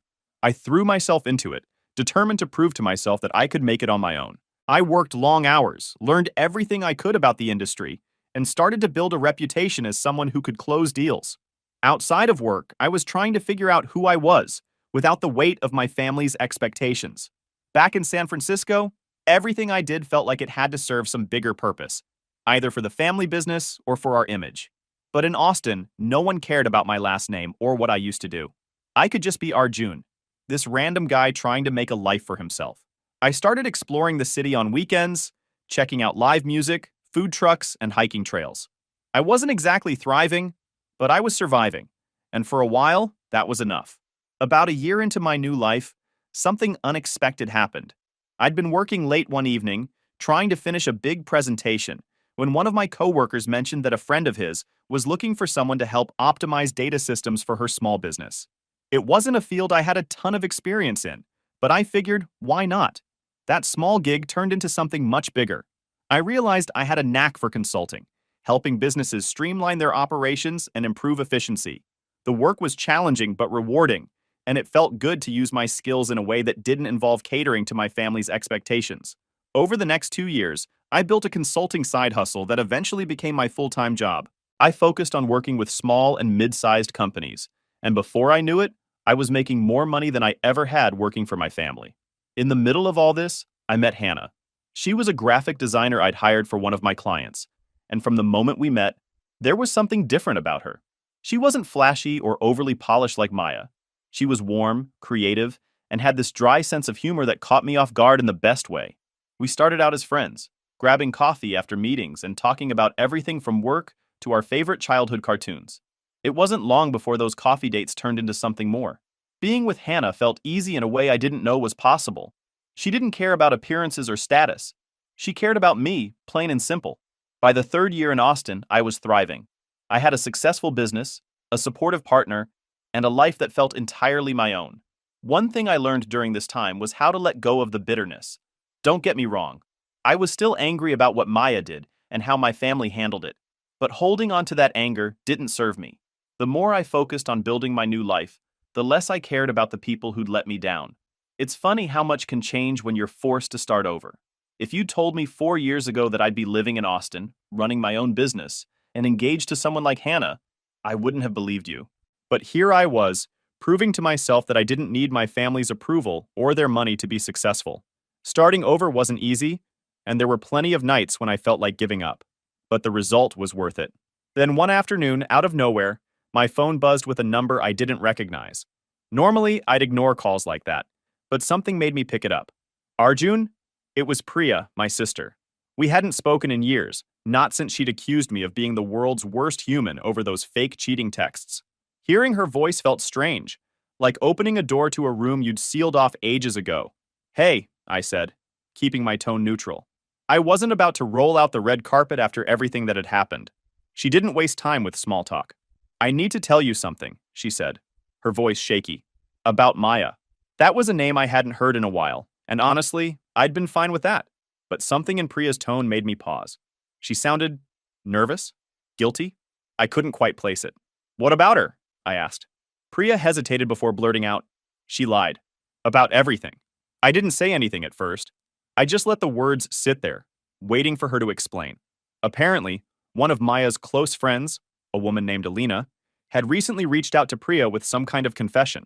Alina had found out that Maya had fabricated the entire cheating scandal. She hadn't just photoshopped the texts. She'd also staged fake conversations with a burner phone to back up her story. Alina had known about it for years, but had kept quiet because she didn't want to get involved. I guess her conscience finally caught up with her. When Priya finished explaining, there was a long silence on the line. I didn't know what to say. On one hand, I wasn't surprised. I'd known the truth all along, but hearing it confirmed like this by someone who totally stood against me was somehow satisfying. Priya's voice cracked as she said, I'm so sorry, Arjun. I didn't know. I didn't want to believe you, but I should have. I should have given you the benefit of the doubt. I didn't respond right away. I don't even know what to say, I finally told her. I know I can't undo what happened, Priya said, her tone desperate. But I needed to tell you the truth. You deserve to know. I wasn't sure if I deserved anything from her at that point. It was hard to feel grateful when the truth had come years too late. The damage had already been done. Later that evening, I told Hannah about the call. She listened quietly, her face a mix of empathy and frustration. Do you think they'll actually do anything about it? She asked. I shook my head. Probably not. My family's not exactly big on admitting they were wrong. And I was right. Over the next few weeks, I didn't hear a word from my parents. Priya had clearly told them what Maya had done. She hinted as much in a follow-up text. But they didn't reach out to me. Not an apology, not an acknowledgement, nothing. It was like they didn't know how to handle the truth now that it was out. Instead of owning up to their mistakes, they chose to sweep it under the rug, pretending it had never happened. At first, I was furious. How could they not say anything after everything I'd been through? But as time went on, my anger turned into something else. Clarity. Their silence spoke volumes. It confirmed what I'd suspected all along. They cared more about appearances and their relationship with Maya's family than they did about me. The truth didn't magically fix anything. It didn't repair the years of damage or erase the betrayal I'd felt. If anything, it just highlighted how deep the cracks in my family really were. But it also gave me a strange sense of closure. I decided not to wait for an apology that was never going to come. Instead, I focused on the life I'd built in Austin. Their betrayal was awful, but it also forced me to grow in ways I never would have otherwise. It pushed me to leave the bubble I'd been living in and figure out who I really was. Would I have chosen that path if I'd had a choice? Probably not. But sometimes life doesn't give you options. It just shoves you in a direction and forces you to deal with it. I haven't spoken to Maya since everything went down, and honestly, I don't care to. She's just a chapter in my story, one I'm glad to have left behind. My family stayed where I left them, quiet and distant. No apologies, no olive branches, just a whole lot of silence. Then one day, I got an email from Priya. The subject line read, Arian's wedding invitation. Arian is my younger brother. He and I were never super close, but we got along fine growing up. He was always the quiet, agreeable one, which made him my parents' golden child after I got disowned. Reading that subject line, I wasn't sure what to expect. I opened the email, and it was weirdly casual. Priya wrote something like, Hey, hope you're doing well. I know it's been a while, but Arian is getting married in a couple of months, and we'd love for you to be there.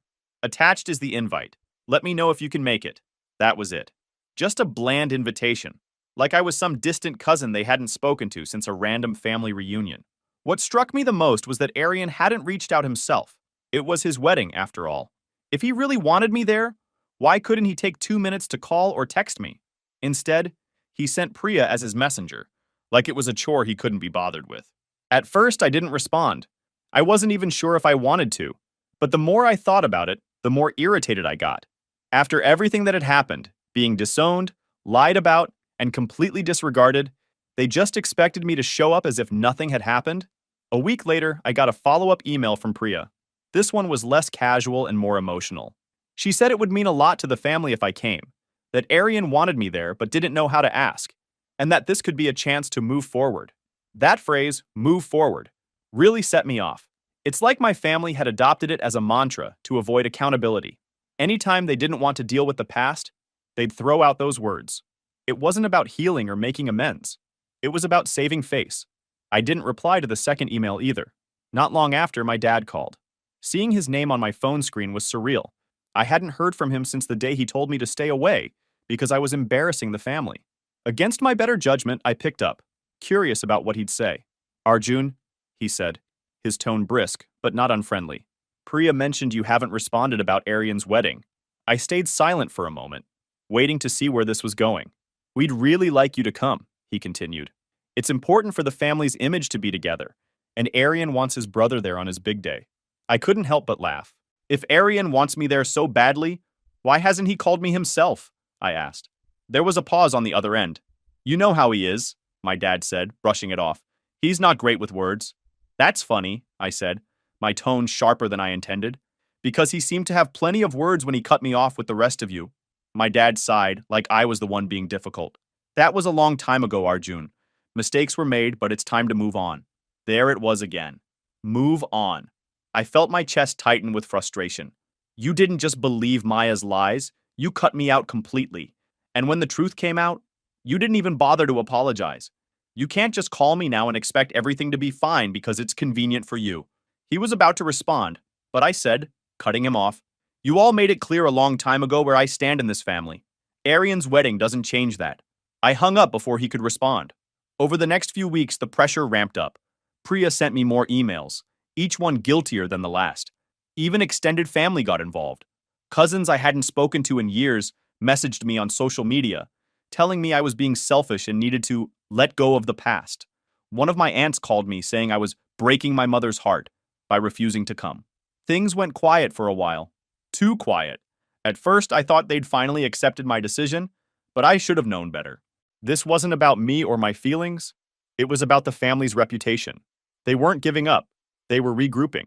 About a week later, my mom called. I almost didn't pick up. As soon as I said hello, she launched into a teary, emotional plea. Arjun, I don't understand why you're being so cold-hearted, she said, her voice trembling. This is Arian's big day. Don't you think he deserves to have his whole family there? Her tone was so dramatic, you'd think I was single-handedly ruining the wedding. I stayed calm and told her the same thing I'd been repeating. This isn't about Arian. This is about how I was treated, and no one has even tried to make things right. She sniffled loudly, like she was trying to guilt me into feeling bad. Anyone could make such mistakes, she said. Can't we just wipe off the past? I've already moved on, I said firmly. But that doesn't mean I'm going to forget how I was treated. She tried to cut in, but I didn't let her. Now, years later, you expect me to show up for the sake of appearances? I'm not doing that. I've built a life for myself, and I'm happy. I'm not going to pretend like everything's fine just because it's convenient for you. There was a long silence on the other end of the line. Then, in a softer voice, she said, You don't understand how hard this has been for me, Arjun. I just want my family to be whole again. That line stung more than I expected. This wasn't about me. It was about her and her need to maintain the family's image. If she really wanted to make things right, she would have reached out years ago, or when the truth about Maya came out. Not now, when they needed me to play the part of the good son. I'm sorry this has been hard for you, I said, my voice steady. But it's been hard for me too. And unlike you, I had to go through it alone. She didn't have a response to that, and I ended the call shortly after. A few days later, I got another call, this time from Priya. I almost didn't pick up, but I figured it would be better to rip the bandage off and deal with whatever she had to say. You're really not coming to the wedding? She asked, skipping the pleasantries. No, I'm not, I said bluntly. She sighed heavily, like she was carrying the weight of the world. Do you know how awkward it's going to be if you're not there?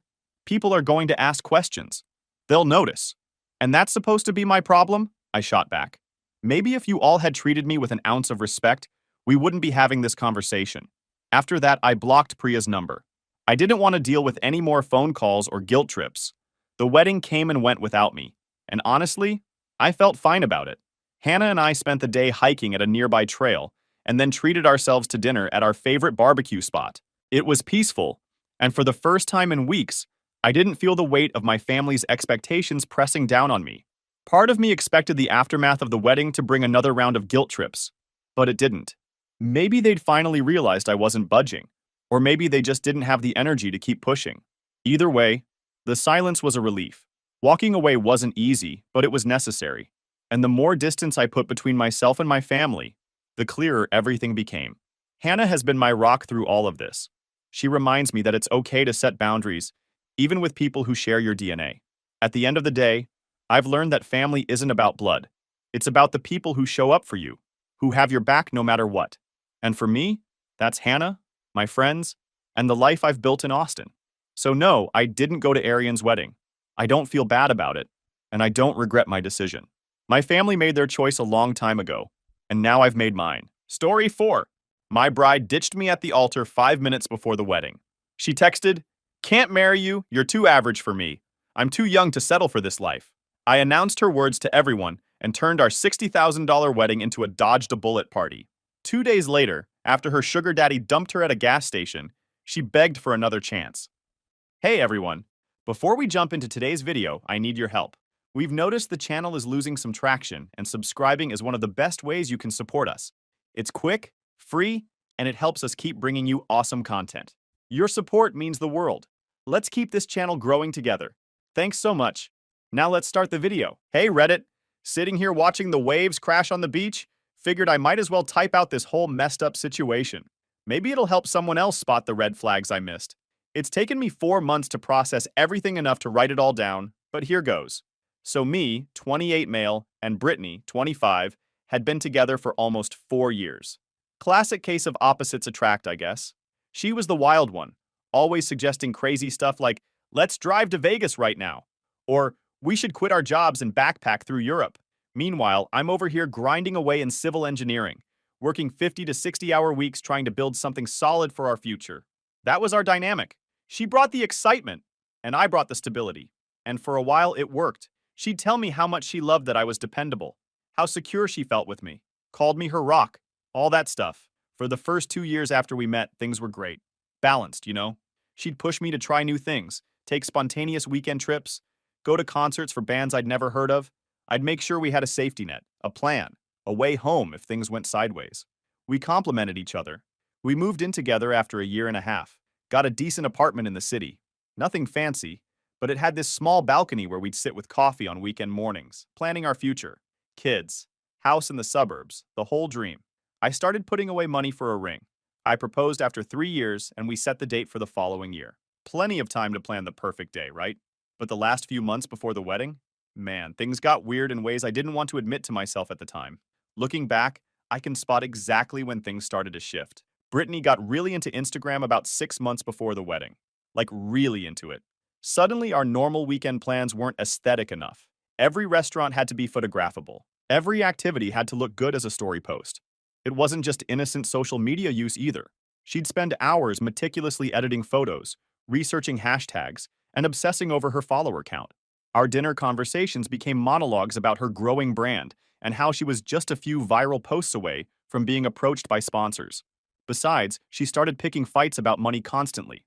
Not about not having enough, we were doing fine, but about how we deserved more, how other couples were living these amazing lives, while we were just being boring adults. She'd scroll Instagram showing me these couples on their 5th vacation of the year, living in massive houses. "Why can't we have that?" she'd ask. "Look at Jessica and Mike. They just bought that house in the hills, and they're going to Bali next month." Meanwhile, I'm the only one with a real job, while she worked this part-time marketing gig that was somehow too draining at 9 to 3 3 days a week.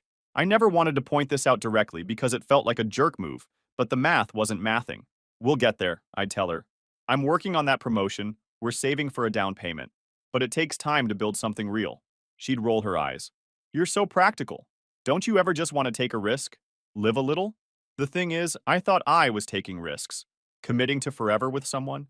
That's the biggest risk of all. Putting deposits down on venues, investing thousands in a wedding, merging our finances. Those felt like pretty big life moves to me. I still remember this joke she made 2 months before the wedding that didn't feel like a joke. You know what would be the perfect wedding gift? A Tesla. We're about to be a power couple, right? She laughed. I laughed. But something about it felt off. Then came the bridal registry thing. I nearly had a heart attack when I saw what she'd put on there. A $900 blender, $500 sheet sets, a $1,200 espresso machine. When I gently suggested maybe we tone it down a bit, she went off about how we needed to start our marriage the right way and how these were investments in our future. Yeah, because nobody's marriage ever failed due to insufficiently expensive sheets, right? A month before the wedding, she started getting weirdly secretive with her phone, would take calls in another room, texting at odd hours. When I asked, she'd say it was wedding surprises or bridesmaid drama. There was this night, about 3 weeks before the wedding, when she came home late from what was supposed to be a final dress fitting. Her makeup was done differently than usual, and she seemed buzzy, energetic. How'd the dress fitting go? I asked. Great. Perfect, she said, not quite meeting my eyes. I'm just going to take a shower. I found a receipt in her purse when I moved it off the couch. Not from the bridal shop, but from some upscale restaurant downtown I'd never heard of. The timestamp was right in the middle of when she was supposedly at her fitting. I should have confronted her then and there. But what was I going to say? That I snooped through her purse? That I didn't trust her? 3 weeks before our wedding? So I swallowed it, told myself it was pre-wedding jitters, maybe a surprise for me, whatever. The next day, I noticed she'd changed her Instagram profile photo to one I didn't take. Some professional-looking shot where she was laughing, looking over her shoulder. When I asked about it, she just said, "Oh, Casey took it when we were out shopping." Casey, her sister, who suddenly seemed to be giving me these knowing looks whenever we were in the same room. I started noticing other things too. New clothes appearing in her closet that I'd never seen her wear, a different perfume on her dressing table, receipts for Ubers to places she'd never mentioned going. But every time I tried to bring up these inconsistencies, she'd deflect. "You're just stressed about the wedding. Why are you keeping tabs on me? Don't you trust me?" Classic gaslighting, looking back on it. There was this particularly weird moment about 10 days before the wedding. We were at this dinner with both our parents going over final arrangements. My folks were picking up about 70% of the tab, with her parents covering the rest. Her dad kept making these weird comments about my job prospects, my 5-year plan, what my retirement package looked like, almost like he was sizing me up as an investment rather than welcoming me to the family. After dinner, in the car ride home, Brittany kept talking about how her friend's husband had just surprised her with a Range Rover for their anniversary. "Isn't that romantic?" she sighed. "He really knows how to treat her right." I remember gripping the steering wheel a little tighter. "I think romance is bigger than material gifts," I said. "It's about being there for each other through thick and thin." She just stared out the window. "Yeah, but a Range Rover doesn't hurt. Should have known then what I was dealing with. But love makes you stupid, I guess." Fast forward to wedding day. I wake up early, feeling excited despite the weird tension of the last few months. This was it, the start of our life together. All that other stuff would fade away once we were actually married. That's what I told myself anyway. I text her around 8 a.m. "Good morning, love. Can't wait to see you walk down the aisle." No reply. I figured she was busy with hair, makeup, whatever. But then an hour passes. 2 hours. I call. Straight to voicemail. Call again. Nothing. That's when I started getting that sick feeling in my gut. Something was wrong. I tried her bridesmaid's number. No answer there either. Weird. By 11 a.m., I'm seriously freaking out. I called her mom, goes straight to voicemail. Call her sister. No answer. It's like they've all vanished. My best man Matt is trying to keep me calm. "Dude, you know how chaotic these things get. Their hair and makeup probably started late. They're all rushing around, phones on silent. But I couldn't shake this feeling. Something's off. I head to the venue early. Ceremony was scheduled for 2 p.m. Find her parents there looking weirdly chill. Too chill. I asked if they've seen Brittany. Her mom gives me this fake as anything smile and goes, "Oh, she's just overwhelmed. You know how brides get." But she won't make eye contact. Her dad barely looked at me, just muttered something about cold feet and walked away. That's when I noticed them whispering to each other. They keep checking their phones. Something was definitely up. I overheard her mom saying, "She hasn't texted back yet. What if she—" Before they notice me and suddenly stop talking, I walk outside, call her best friend. "Hey, have you heard from Brittany? I can't reach her." She sounded off. Not since last night. Have you checked with her parents?" The way she says it, she knows something. My chest tightened as I hung up and made a beeline for the bridal suite. If she was anywhere, it'd be there. I knocked. Nothing. Tried again, louder. "Brittany?" Still nothing. The door was locked. A staff member nearby said no one had gone in or out since morning. I stood there, hoping she'd appear. She didn't. I went back inside. The wedding coordinator was asking me timeline questions. The florist wants to know where to set things up. The photographers are arriving. And still no sign of my bride. By 1:30 p.m., guests are arriving. My family is all there, looking concerned. Brittany's extended family is trickling in, casting curious glances around. 1:45 p.m.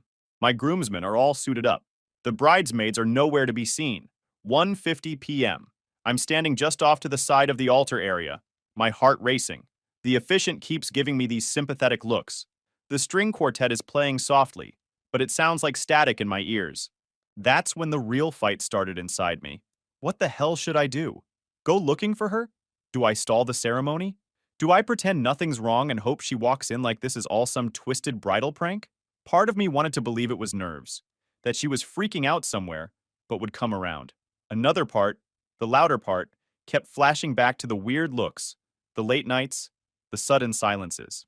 5 minutes before the ceremony is supposed to start. Still no word. Matt was standing next to me, checking his watch, looking increasingly worried. I kept calling her, no answer. And then, my phone buzzed in my hand. It's Brittany. Finally. My hands were literally shaking as I opened the message, thinking maybe she's running late or having a moment of anxiety or whatever. The message reads exactly, I'm sorry, Adam. I tried, but I can't marry you. You're too average and predictable for someone like me. I need more excitement and passion than you can provide. Also, I'm too young to settle for this life. I hope someday you understand. Please don't hate me. I literally just stared at the screen, reading it over and over. Rejected. 5 minutes before we were supposed to get married. Via text. Matt saw my face and came over. Adam, you okay, man? Time to go. I just handed him my phone. His jaw dropped. No way. Something weird happened in that moment. It's like my brain just shifted. The hurt was there. Massive, like a boulder in my gut. But on the surface, I went ice cold. I found the officiant, this kind older guy who was looking confused about the delay. Slight change of plans, I told him, my voice weirdly steady. Then I walked out alone to where we were supposed to stand together. All the guests started giving me these confused looks. The whispers started. I grabbed the mic, took a deep breath, and just went for it. Welcome, everyone, I said. The room went dead silent. There's been a development. About 5 minutes ago, I received a text message from Brittany. I looked around at all the faces, my family, her family, our friends, everyone just staring at me. It said, and I quote, I'm sorry. I can't do this. I need to live my life for myself. I hope someday you understand. The gasps were so loud you could have heard a pin drop after. Someone from her side actually cried out. My mom looked like she was going to pass out. Matt looked at me dead in the eye and nodded. You owe it to yourself not to hide this, he whispered. He was right. I continued, keeping my voice even. It appears there will be no wedding today. Brittany has made her choice. I let that sink in for a second. However, I said, raising my voice a bit, everything is paid for. The food is ready, and the band is here. So tonight isn't a wedding reception.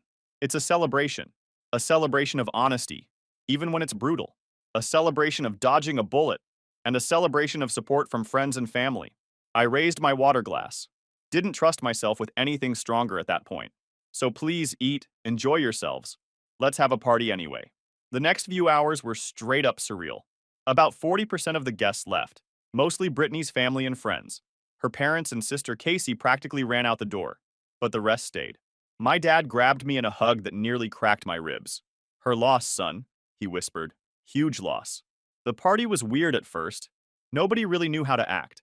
The first 20 minutes or so were just people coming up to me with these pitying looks, offering awkward condolences like someone had died. I'm so sorry. What a horrible thing to do. You're better off without her. I just nodded, thanked them for coming, tried to redirect. Have you tried the canapes? Chef said they're his specialty. But after a while, something shifted. Matt and my college buddies surrounded me like a personal hype squad, joking, teasing, pulling me into their energy. One of them yelled, well, we're all dressed up. Might as well party like she lost the better man. And that cracked the tension wide open.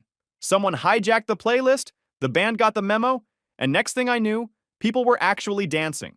Drinks were flowing, canapes were disappearing, and the room stopped feeling like a funeral.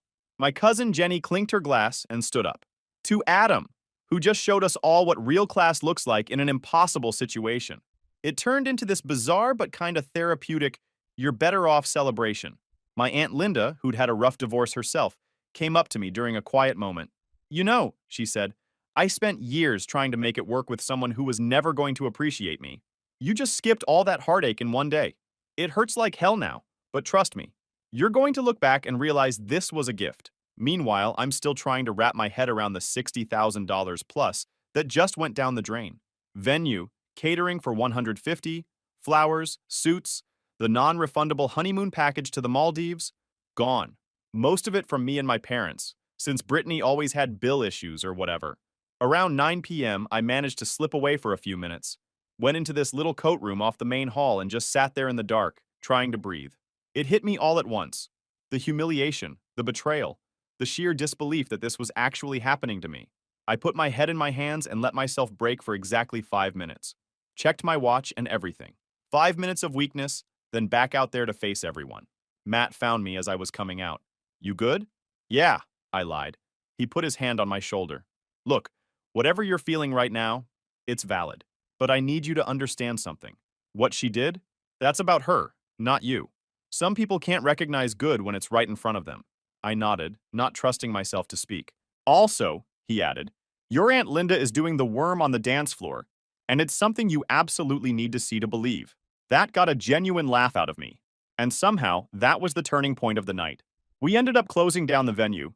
The last 20 or so guests and I sat around a big table, sharing stories, laughing at old memories, making plans for future hangouts. It wasn't the night I'd imagined, but it wasn't the disaster it could have been either. Brittany? I had no word from her that night, or the next day, or the day after that. Complete radio silence. I went back to my apartment. Our apartment, technically, though she'd moved most of her stuff to a bridal suite at her parents' place the week before the wedding. The place felt hollow.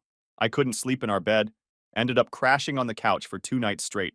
My mom came over on day 3, took one look at me and the untouched dishes in the sink, and went into full mom mode. She opened all the windows, did my laundry, ordered takeout, and sat with me while we watched mindless action movies. She didn't try to make me talk about it, didn't offer platitudes, just kept me company. You know what the worst part is? I finally said, after the 3rd movie. I still don't understand why. 4 years, and she couldn't even tell me to my face. Mom just squeezed my hand. Some people aren't brave enough to face the consequences of their choices. That's not on you. Then, on day 4, my phone blows up. Missed calls, voicemails, frantic texts. Adam, I made a terrible mistake. We need to talk. Please call me back. I love you. I didn't answer, but I needed answers. So I called Rachel, that mutual friend who'd gone radio silent after the wedding chaos. She picked up immediately, voice tight. Look, she said, I didn't know how to tell you, but you deserve to know everything. We met for coffee that evening. I braced myself, and she came with receipts, literal screenshots, DMS, call logs. Apparently, a group of our mutual friends had found out the truth right after the wedding, and they were pissed. Not just at Brittany, but at themselves for not catching on sooner. Turns out Brittany hadn't gotten cold feet.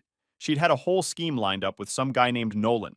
Older, flashy, always posting about his business empire and freedom lifestyle. Brittany met him at a social media marketing workshop and fell for the whole act. The plan? Marry me, gain legal access to my assets, then file for divorce 6 months in and ride the alimony train straight to influencer heaven. That's why she kept pushing for a lavish wedding, the honeymoon, the joint financial accounts. Nolan was feeding her lines about elevating her brand and securing the bag. He thought I was some silent cash cow because of the wedding budget. My job, the ring. He assumed I came from money, that Brittany would walk away from the marriage with a fat settlement and invest it into their dream content empire. But when she bailed before the ceremony, the whole thing collapsed.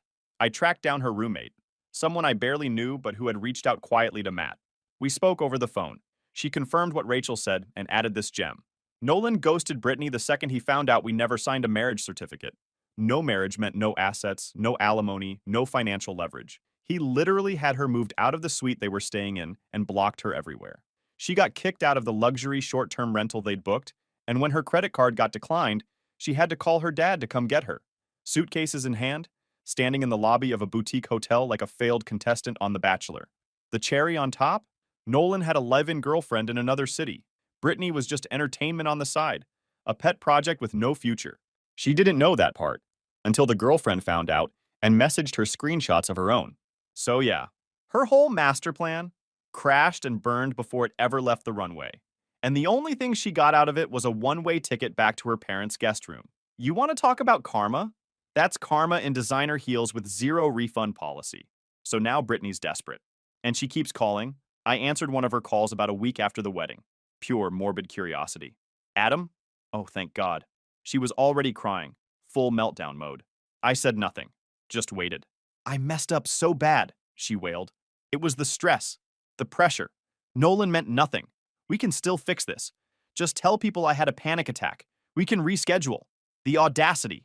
This woman had executed a full-blown betrayal and wanted a PR spin. I kept my tone calm, steady like a surgeon, not a scratch of emotion. You texted me that you rejected me. You had your little escape route ready with another guy. There's nothing to fix, Brittany. Game over. She broke into hysterics. No, Adam, don't say that. It was a mistake. I love you. Sure, I said, until your new meal ticket ditched you and the fantasy crashed.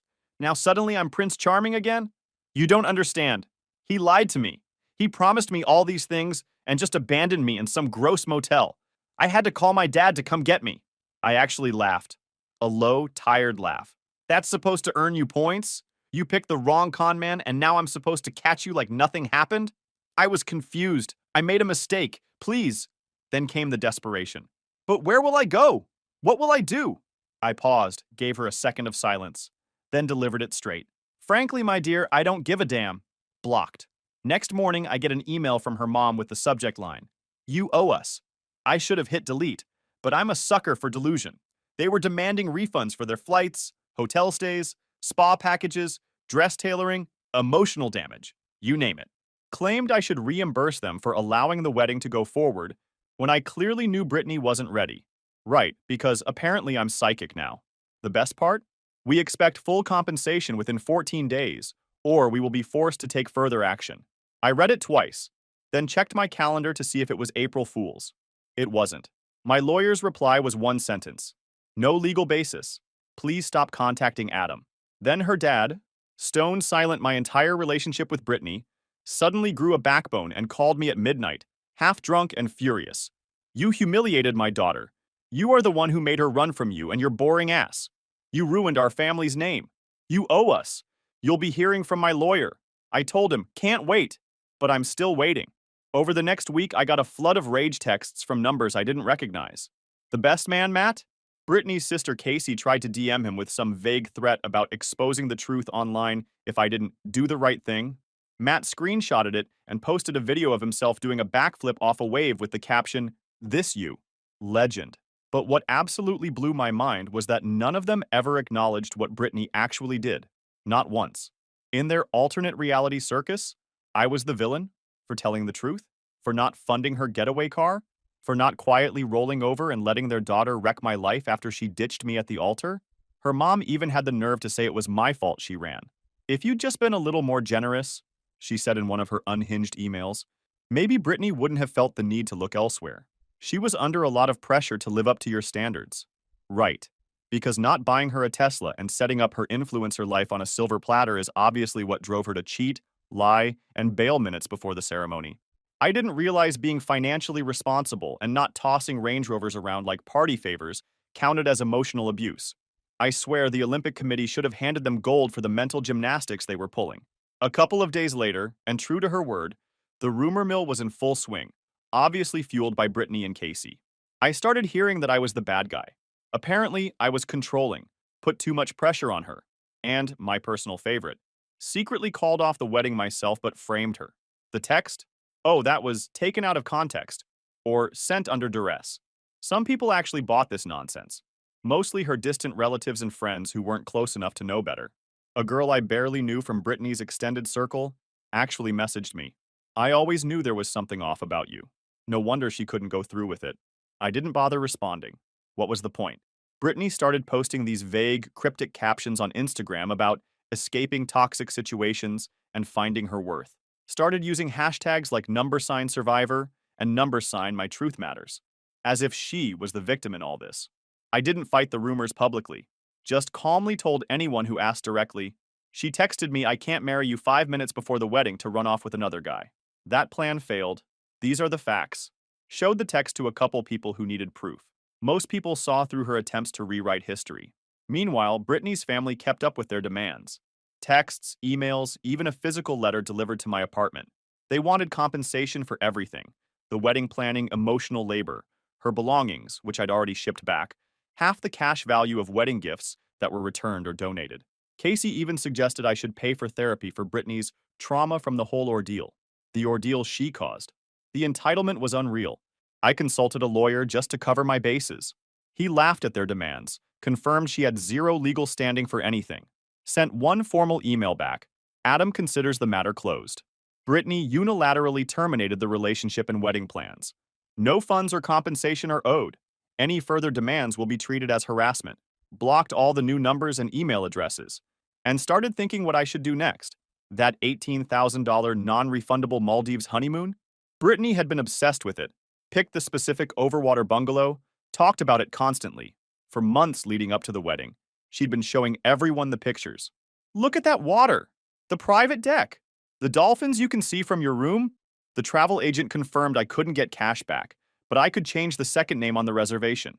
Letting $18,000 just disappear felt like letting her win somehow. Plus, I'd already taken 2 weeks off work, time I'd earned and deserved. So I called Matt. Dude, I said, what are you doing next week? How do you feel about surfing in the Maldives? There was this pause on the phone. Are you serious right now? Dead serious. The trip is paid for. Can't get a refund. Might as well use it. Holy heck, yes. Matt's an ex-pro surfer who now teaches lessons at a local beach. The guy practically lives in the ocean. If anyone would appreciate a tropical island getaway, it was him. 2 weeks later, we were on a first-class flight to the Maldives. We packed our surfboards and turned the whole thing into an epic surf trip. Stayed in that exact overwater bungalow Brittany had picked out, caught some incredible waves, ate amazing seafood, and just recovered. The resort staff must have known something was up. They'd been expecting a honeymooning couple and got 2 dudes with surfboards instead. But they were coolly professional. One of the waiters at the restaurant actually pulled me aside on the 3rd night. Sir, if you don't mind me asking, this was meant to be a honeymoon, yes? I nodded. He leaned in. My wife left me 2 days before our wedding. For my cousin. He tapped his chest. It gets better. You're doing the right thing, coming here anyway. That conversation, random as it was, hit me harder than almost anything else. This total stranger on the other side of the world, telling me he understood. There was something healing about that. We spent our days surfing at dawn, when the water was glass smooth and the light was just starting to break over the horizon. There's something about the ocean that puts things in perspective. You're just this tiny speck on a board, and the water doesn't care about your problems. It just is, and you either ride it or you don't. Honestly, the trip was probably better than the actual honeymoon would have been. No drama, no complaints about me being on my phone checking work emails, no pressure to take the perfect Instagram photos. Just 2 dudes enjoying paradise, surfing at dawn, napping in hammocks, eating like kings. There was this moment, about 5 days in. We were sitting on the deck of the bungalow, watching the sunset, cold sodas in hand.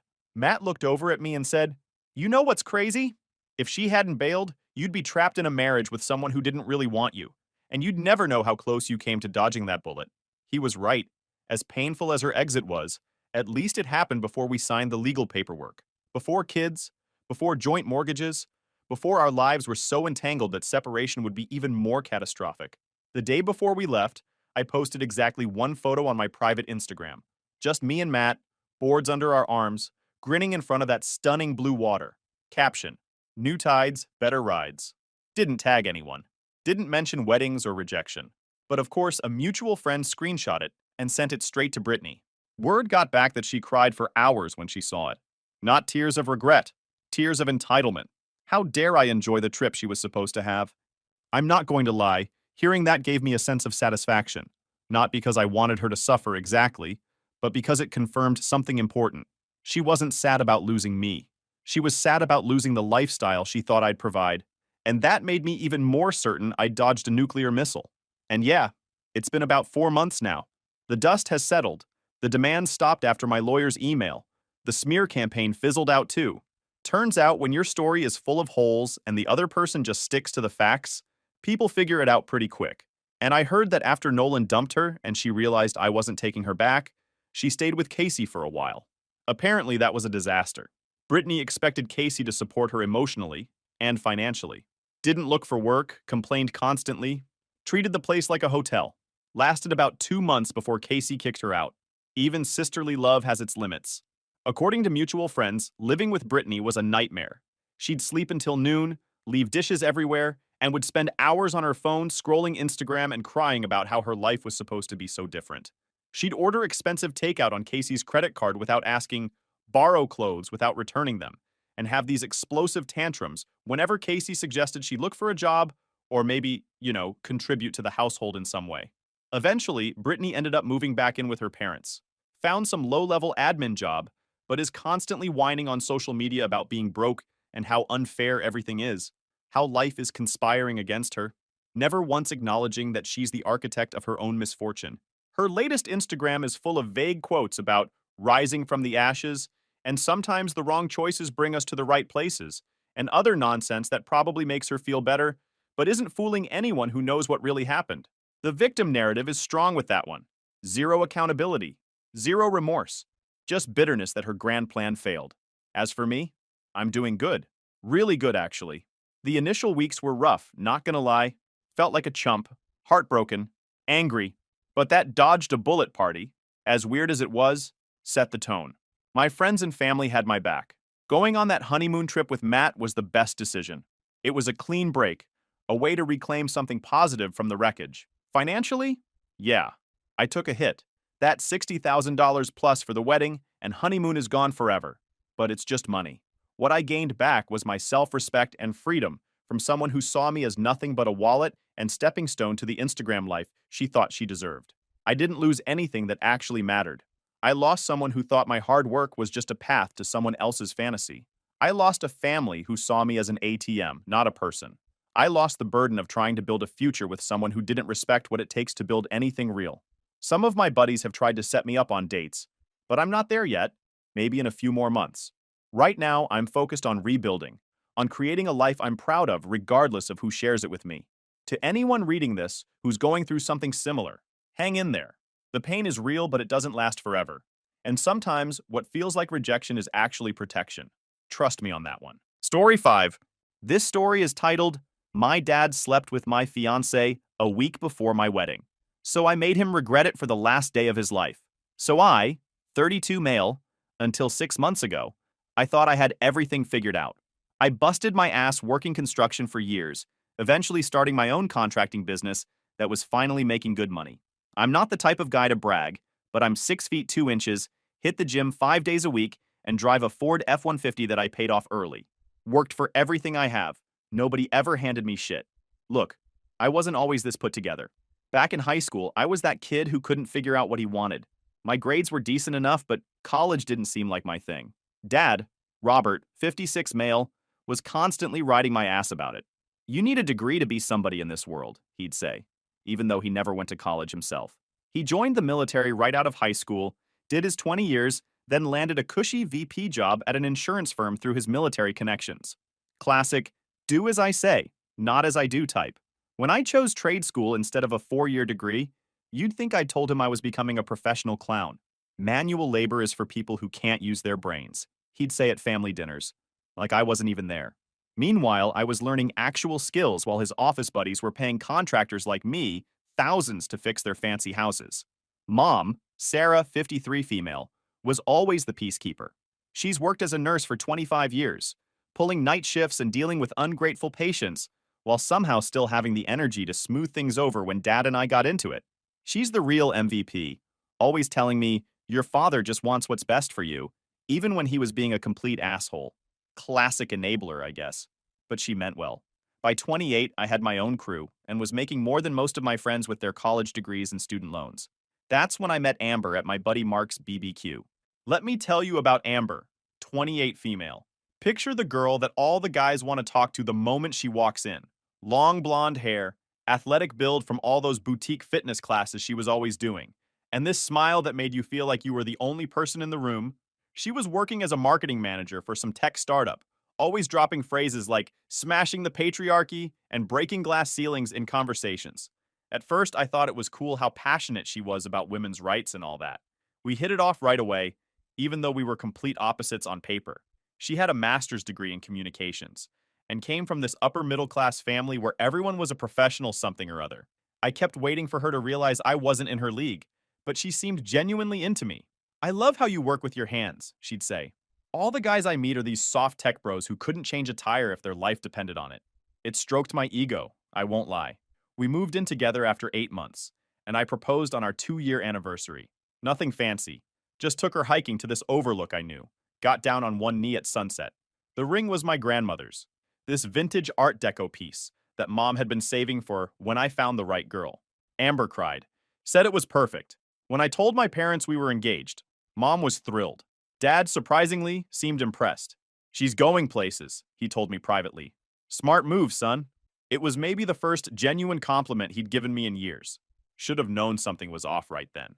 We spent the next year planning the wedding. Amber went all in on the details. Rustic barn venue, custom invitations, farm-to-table catering, the works. Every time I saw the budget creeping up, she'd say, "This is our special day, Jake. Don't you want it to be perfect?" And like an idiot, I'd agree. Meanwhile, I was thinking long-term. Put a down payment on a house in a good school district, started a separate savings account for future kid expenses, even began researching how to expand my business to include more commercial contracts for stability. I wanted to build something solid for us. Amber was saying all the right things too. She'd talk about our future kids, what we'd name them, how we'd raise them to be strong, independent thinkers. Sometimes she'd go off on these tangents about gender-neutral parenting or how she'd never let a daughter of hers play with Barbies, but I figured that was just her being progressive or whatever. Life was good. Business was booming. I had more work than I could handle. Our house was almost ready to move into after the wedding. The big day was set for July 15th, just 6 weeks away. Everything was falling into place. Then came that Tuesday in June that blew my entire life apart. I was at the job site, a high-end bathroom remodel in the fancy part of town, the kind of project where the client wants to see the boss regularly. So I was stopping by to check on progress and smooth over some concerns about the imported tile we were installing. My phone kept buzzing in my pocket, but I was in professional mode, you know? Mrs. Peterson was already annoyed about a delivery delay, so the last thing I needed was to be checking my messages while she was showing me exactly how she wanted the shower niche positioned. Client relationships are everything in my business. When I finally stepped outside to take a call, I saw 6 missed calls from Mom. Not texts, calls.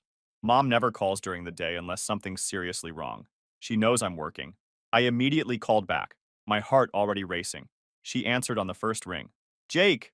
Her voice was thick, like she'd been crying for hours.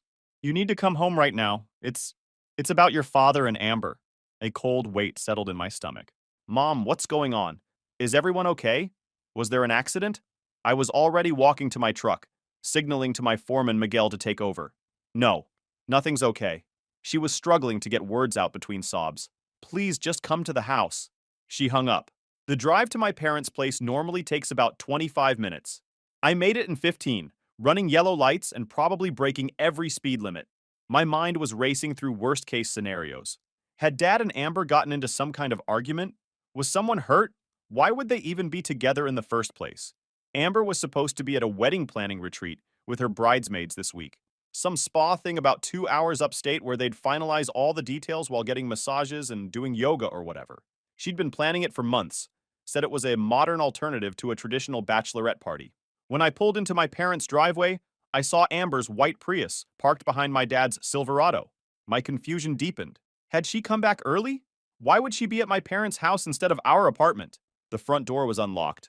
I walked in to find Mom sitting at the kitchen table, still in her scrubs from work. Her eyes were red and swollen, makeup streaked down her face. When she saw me, she just broke down again, covering her face with her hands. I rushed to her side, kneeling next to her chair.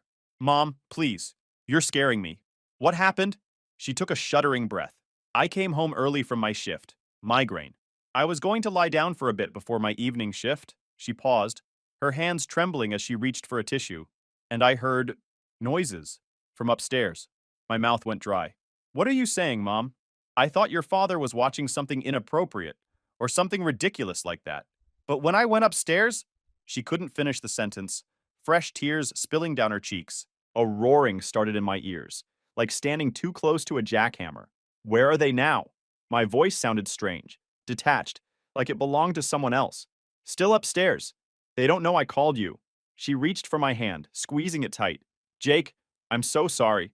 I didn't know what else to do. I couldn't. I couldn't just pretend I didn't see. I felt like I'd been punched in the gut, all the air leaving my lungs. But underneath the shock, a burning rage was building. How long has this been going on? I managed to ask. Mom shook her head. I don't know for certain, but there were texts on your father's phone. I checked while he was in the shower, trying to understand. They go back months, Jake. They've been meeting here while I'm at work and you're at your job sites. Each word felt like another knife twisting in my chest. All those late nights Amber claimed to be working on a big marketing campaign. All those girls' nights that ran suspiciously long. All those times Dad canceled our fishing trips because of sudden back pain or meetings with old army buddies. I stood slowly, my fists clenching and unclenching at my sides. Stay here, I told Mom, my voice deadly calm. She grabbed my arm, eyes wide with panic. Jake, please don't do anything stupid. I can't handle any more right now. I gently removed her hand. I just want to see it with my own eyes. I need to know it's real. Truth was, part of me was still hoping for some insane misunderstanding. Maybe Mom had seen something innocent and jumped to conclusions. Maybe there was some explanation that wouldn't destroy the entire foundation of my life. But deep down, I already knew. The pieces were clicking into place with sickening clarity. I didn't knock, didn't call out, just pushed open the door to my parents' bedroom and stood in the doorway, taking in the scene. They were dressed, thankfully, but it was obvious what had been happening. The sheets were tangled, clothes scattered on the floor. Amber was sitting on the edge of the bed, combing her fingers through her messed-up hair. Dad was buttoning his shirt with shaking hands, his back to the door. When they realized someone had entered, they both whipped around. Amber's face went from annoyed to horrified in an instant. Dad froze, one hand still on his shirt buttons. Jake, what the fuck? Amber shrieked, jumping to her feet. Dad just stood there, mouth opening and closing like a fish out of water. For a second, nobody moved. It was like time froze, this perfect moment of clarity where I saw exactly who these people were. Then, something strange happened. I laughed. It wasn't a happy sound. More like the noise you'd make if someone punched you in the stomach. Don't stop on my account, I said, my voice unnervingly steady. Seems like you two have a good thing going. Son, I can explain. Dad finally found his voice. Don't call me that. I cut him off sharply. You don't get to call me that anymore. Amber had shifted into damage control mode, tears already streaming down her face. She took a step toward me, hands outstretched. Jake, baby, this isn't what it looks like. I swear to you. Really? I crossed my arms, leaning against the doorframe. Because it looks exactly like my fiancé is screwing my father in my parents' bed. I nodded toward her ears. While wearing the diamond earrings I bought you for Christmas. Her hand flew to her ear reflexively, and her expression shifted from fake contrition to pure panic. How long has this been going on? I demanded. They exchanged a quick glance, which only fueled my rage. How long? I slammed my fist against the doorframe hard enough that a framed photo fell off the wall and shattered. Amber flinched. 3 months, she whispered. But Jake, it didn't mean anything. It was just physical. I've been so stressed about the wedding and... Spare me the bullshit, I interrupted, unable to stomach her excuses. Get dressed and get out. Both of you. Dad drew himself up, some of his usual authority returning to his voice. This is my house, son. You can't tell me to leave my own house. Ask Mom if it's still your house, I replied coldly. She's downstairs, by the way. She's the one who caught you. She's the one who called me. The color drained from his face as the implications sank in. I turned my attention back to Amber. You have 5 minutes to get your shit and go. Anything you leave behind gets thrown in the trash where it belongs? She started sobbing harder, shoulders shaking dramatically. But where am I supposed to go? All my stuff is at our apartment. Should have thought about that before you decided to screw my father. I turned to leave, then stopped, remembering something important. Oh, and the ring stays. That's a family heirloom from my grandmother. And clearly, you were never meant to be family. Her crying abruptly stopped, replaced by indignation. You can't do this, she snapped, eyes suddenly dry. I've put so much into this relationship. I've put up with your juvenile friends, your obsession with those stupid sports games, your disgusting protein shakes in the blender at 5 a.m. I deserve better. I just stared at her, amazed at the entitlement. The woman who'd just been caught cheating with my father was now listing my supposed failings as a partner. It was almost impressive in its delusion. You deserve exactly what you're getting, I said quietly. Nothing. Dad tried to approach me, adjusting his stance to the one he'd used to intimidate me throughout my childhood. Jacob, we need to talk about this like men. That's when something in me snapped. In 2 quick strides, I crossed the room and grabbed him by the throat, pushing him against the wall with my forearm across his windpipe. Up close, I could see every line on his face, the fear in his eyes as he realized I wasn't that scrawny teenager anymore. Like men?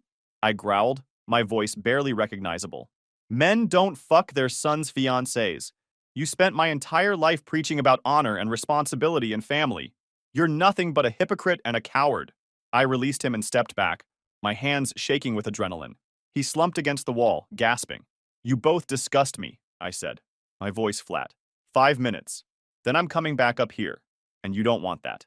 I walked out, closing the door behind me, and went downstairs to Mom. She was still at the kitchen table, looking small and lost.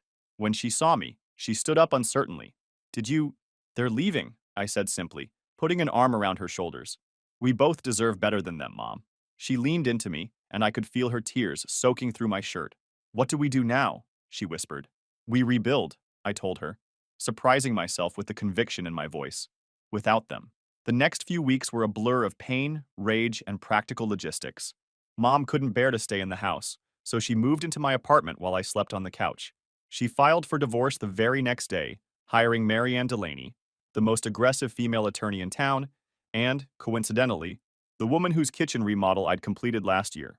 Small towns have their advantages sometimes. Dad tried calling both of us constantly, leaving voicemails that cycled between anger, self-pity, and hollow apologies. After 3 days, I changed our numbers and had my crew go to the house to pick up the rest of Mom's essential belongings, when we knew Dad would be at work. Amber was her own special brand of nightmare. She showed up at our apartment multiple times, cycling through different tactics. First came the tearful apologies, where she'd claim Dad had manipulated her, that he'd abused his position of authority over her. She was always the victim in her own story.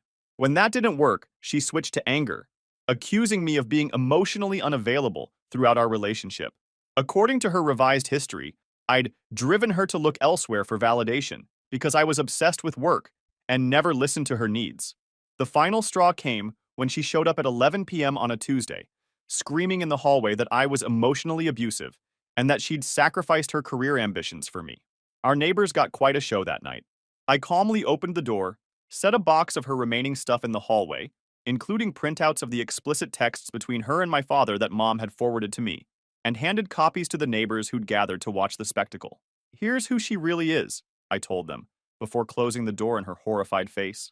Mrs. Patel from 4B, a sweet Indian grandmother who'd always brought us homemade samosas, picked up one of the pages, adjusted her reading glasses, and gasped loudly. Shameless, she declared, loud enough for everyone to hear.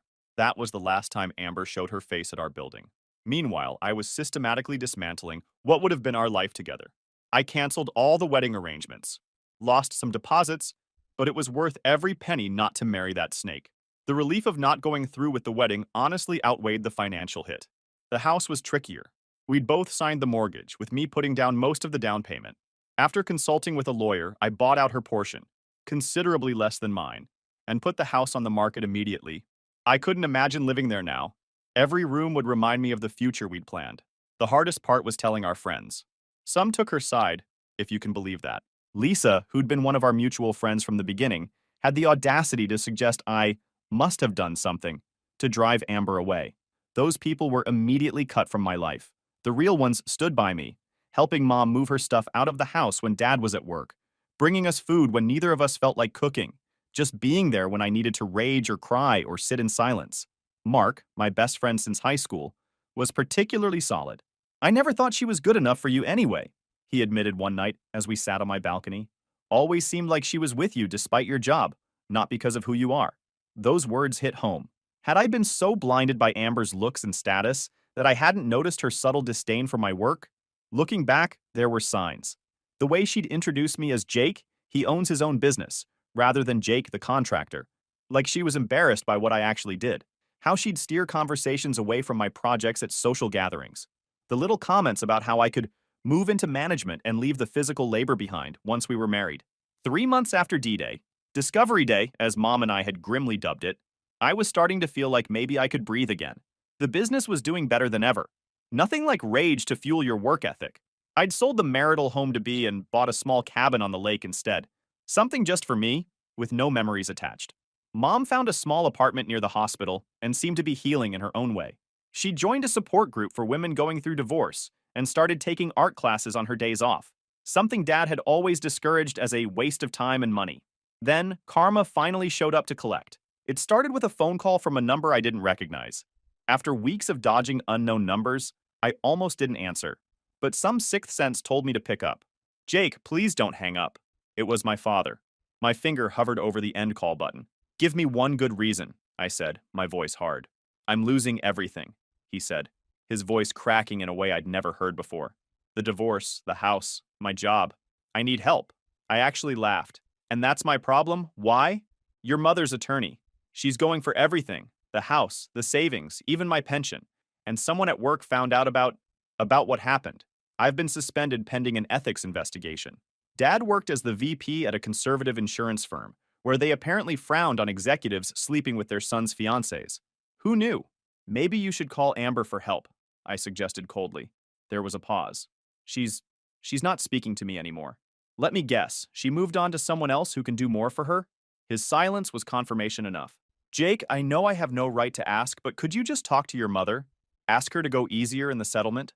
I'm going to end up with nothing. You're right about one thing. You have no right to ask. You made your choices, now live with the consequences. I hung up and blocked the number. 2 days later, Mom called me during her lunch break.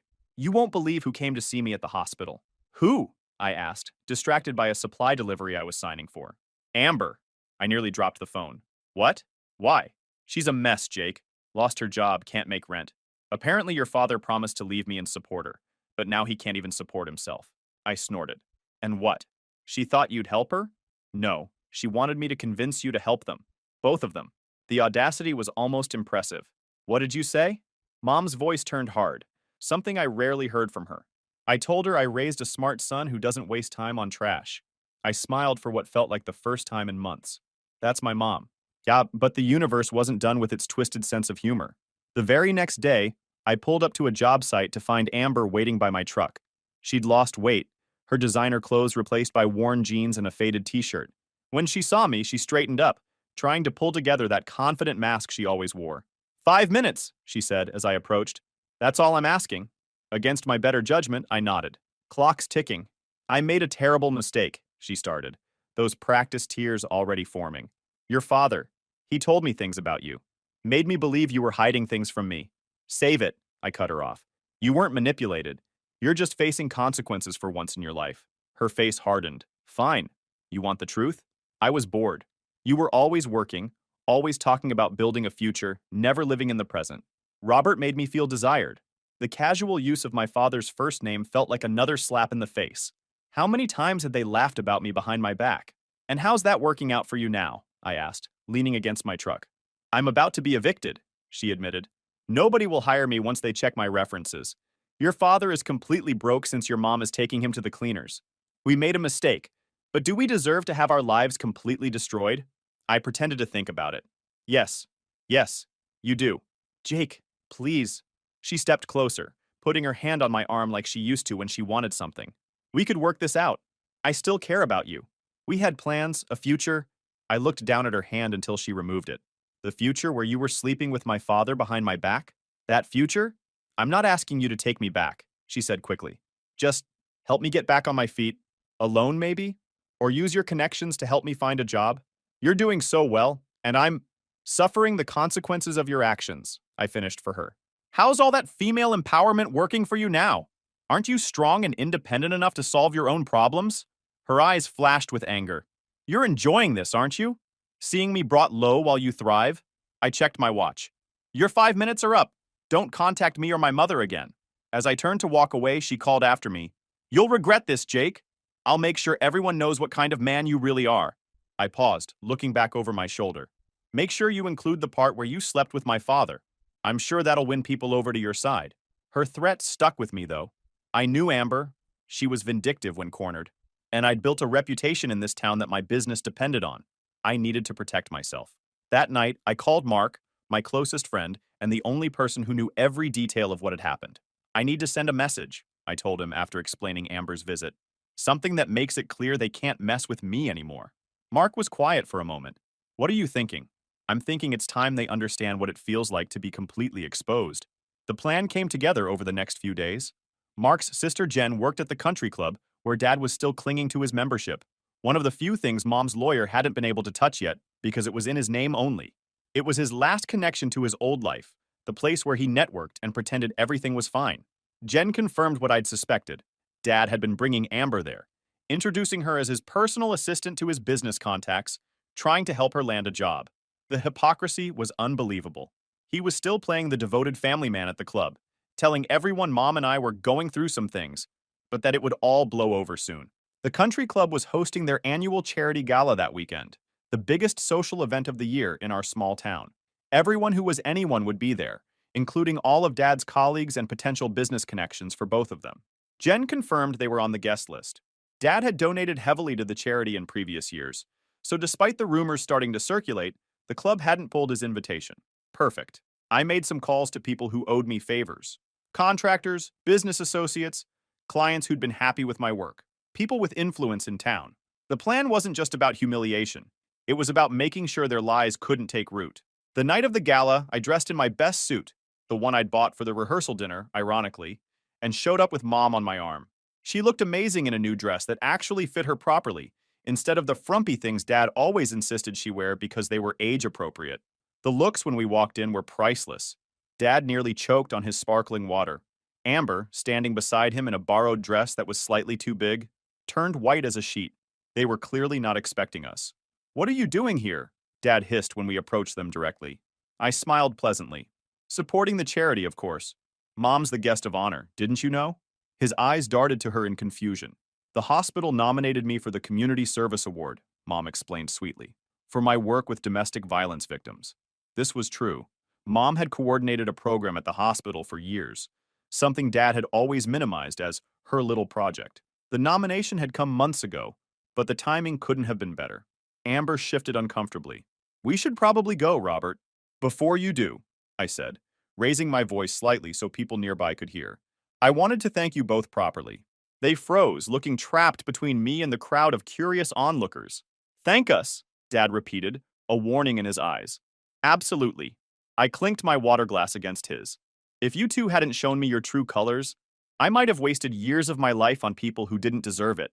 People were definitely listening now, conversations quieting as they strained to hear. "Jake, please," Amber whispered, her eyes darting around nervously. I ignored her. "Instead, I've doubled my business, bought a lake house, and realized who my real friends are." I raised my glass higher.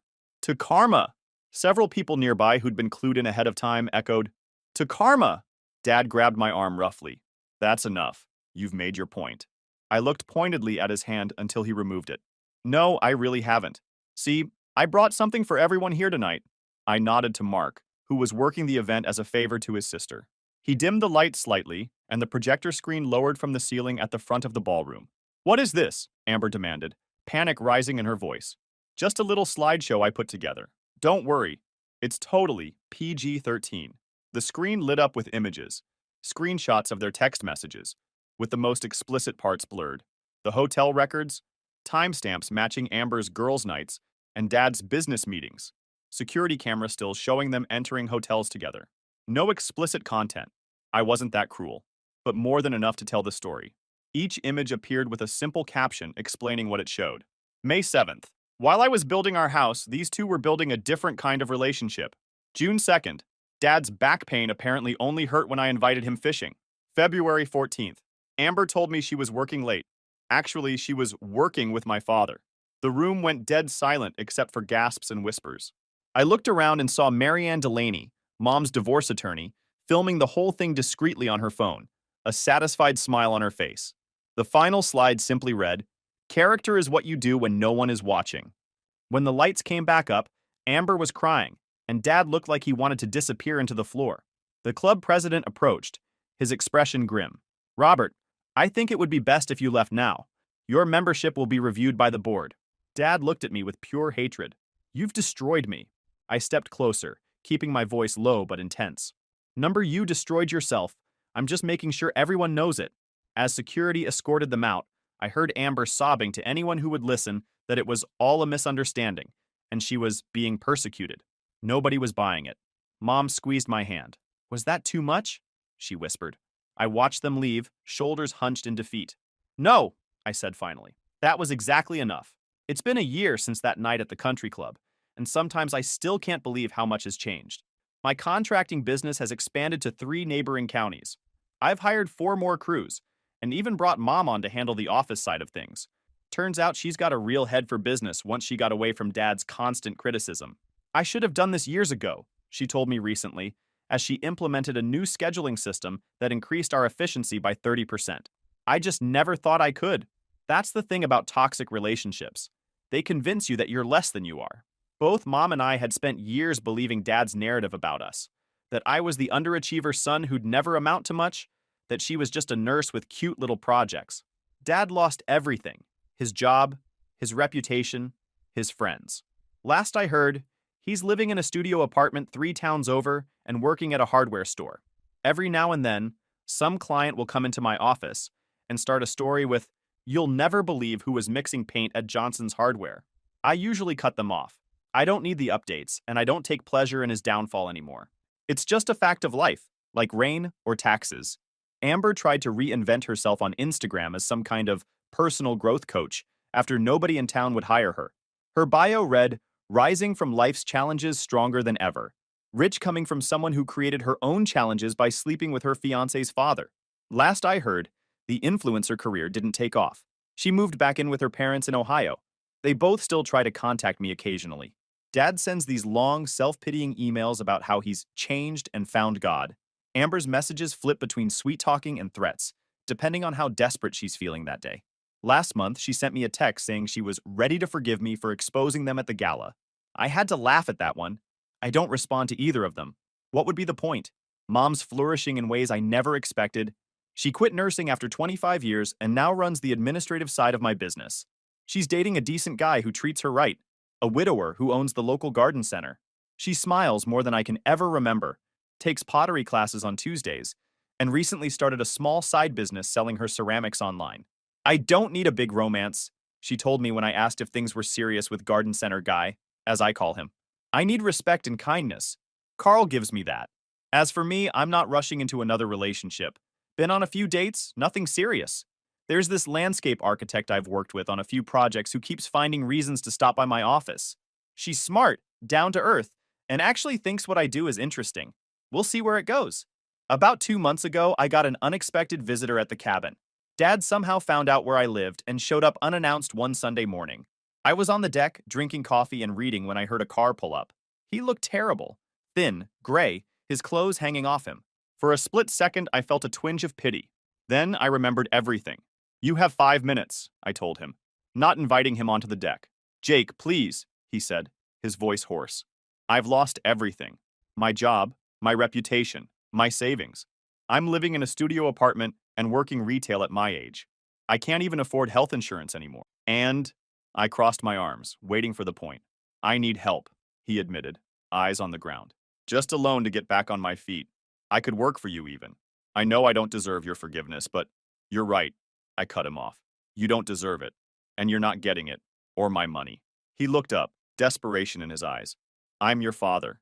"No," I said calmly. "You gave up that right when you decided to sleep with the woman I was going to marry. A father protects his son. He doesn't betray him in the worst possible way." "It was a mistake," he pleaded. "The biggest mistake of my life. I've been in therapy, trying to understand why I did it. I was jealous of you, Jake. Your success, your confidence. The fact that you found such a beautiful, accomplished woman who loved you. I couldn't believe what I was hearing. So your solution was to sleep with her? To destroy my happiness because you were jealous of it? That's even worse." "I know," he whispered. "There's no excuse, but I'm begging you. Help me just this once. I have nowhere else to turn."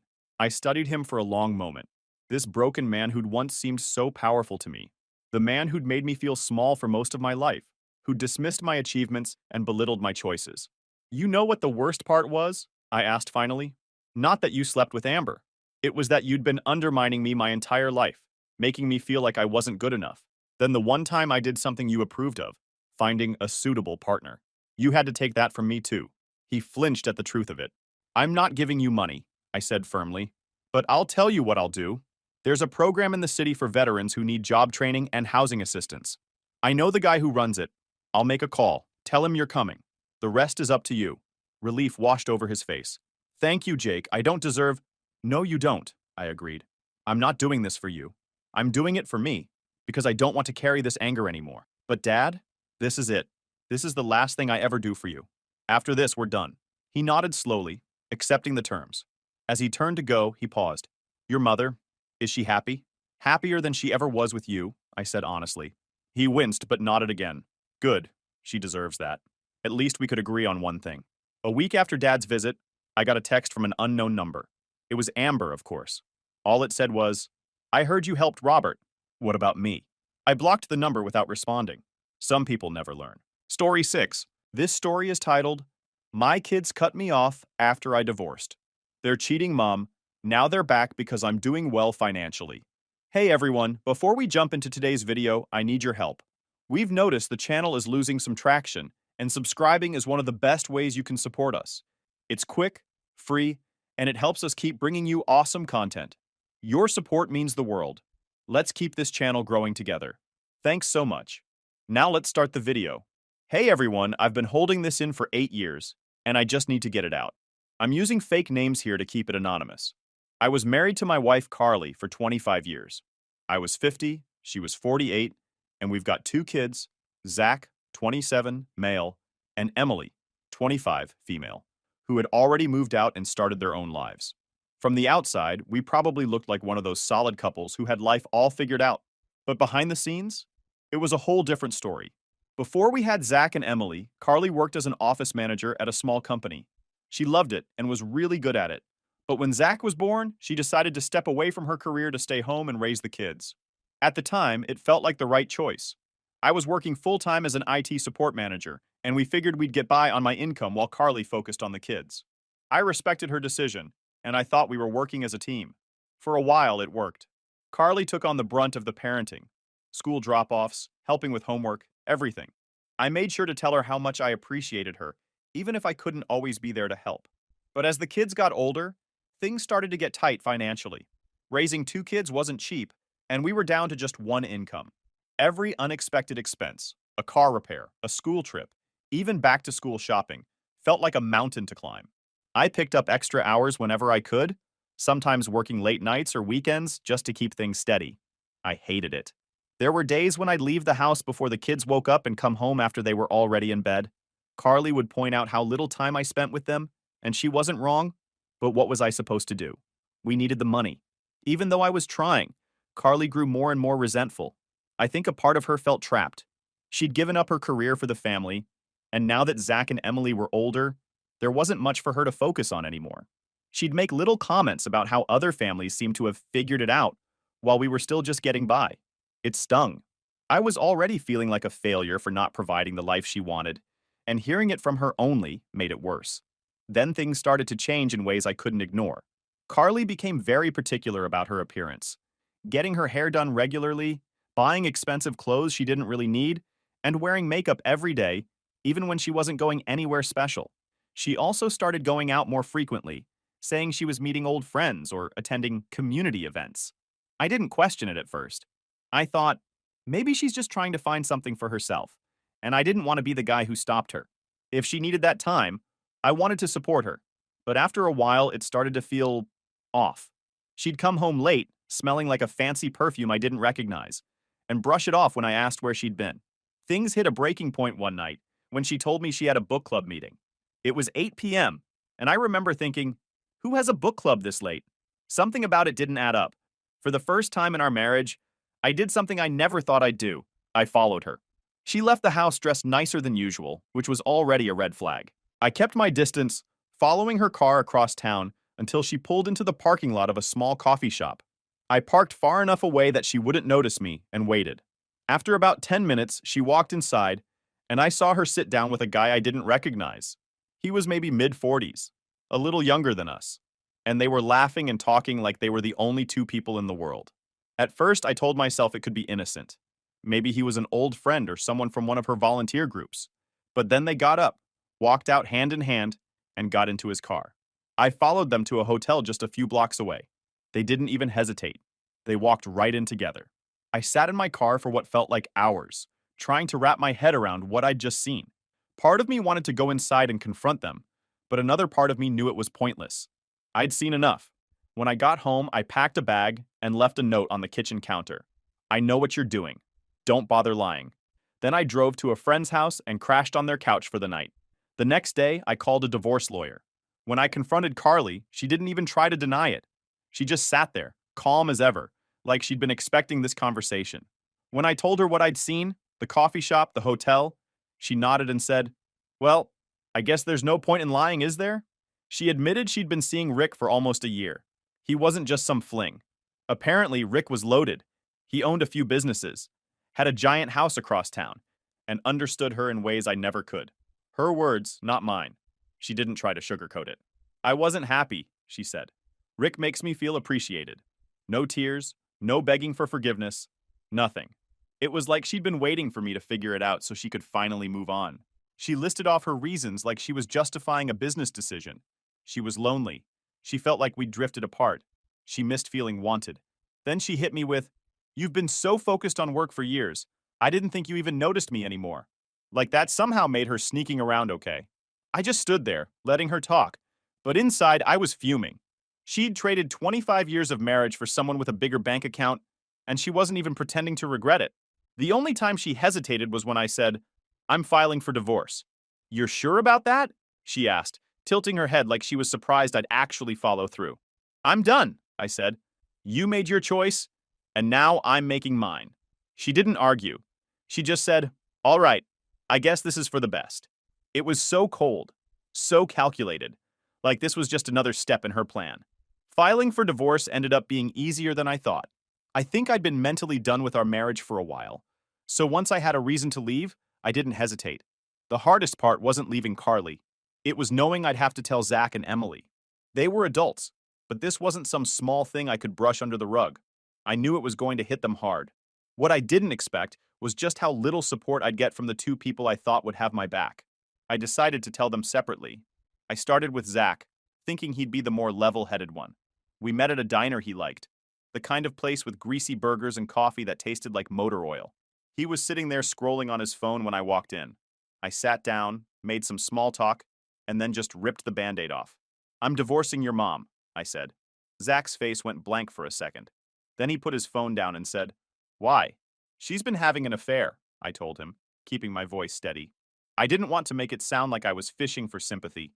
I saw her with the guy, and she admitted it when I confronted her. I thought Zach would get it. I mean, cheating is cheating, right? Instead, he leaned back in the booth and let out this long sigh, like I'd just told him his favorite team lost the playoffs. "Dad, come on," he said. "Are you sure you're not blowing this out of proportion? Maybe you two just need counseling or something." "Blowing it out of proportion?" I repeated. "She's been seeing this guy for almost a year. It's not a misunderstanding. It's over." Zach didn't look convinced. "Yeah, but Mom's been a stay-at-home mom for years. Don't you think maybe she felt, I don't know, stuck? Lonely? You've been working a lot, and maybe she just needed... She needed to cheat on me?" I cut in. "If she felt stuck or lonely, she could have talked to me. She didn't. She chose to sneak around instead."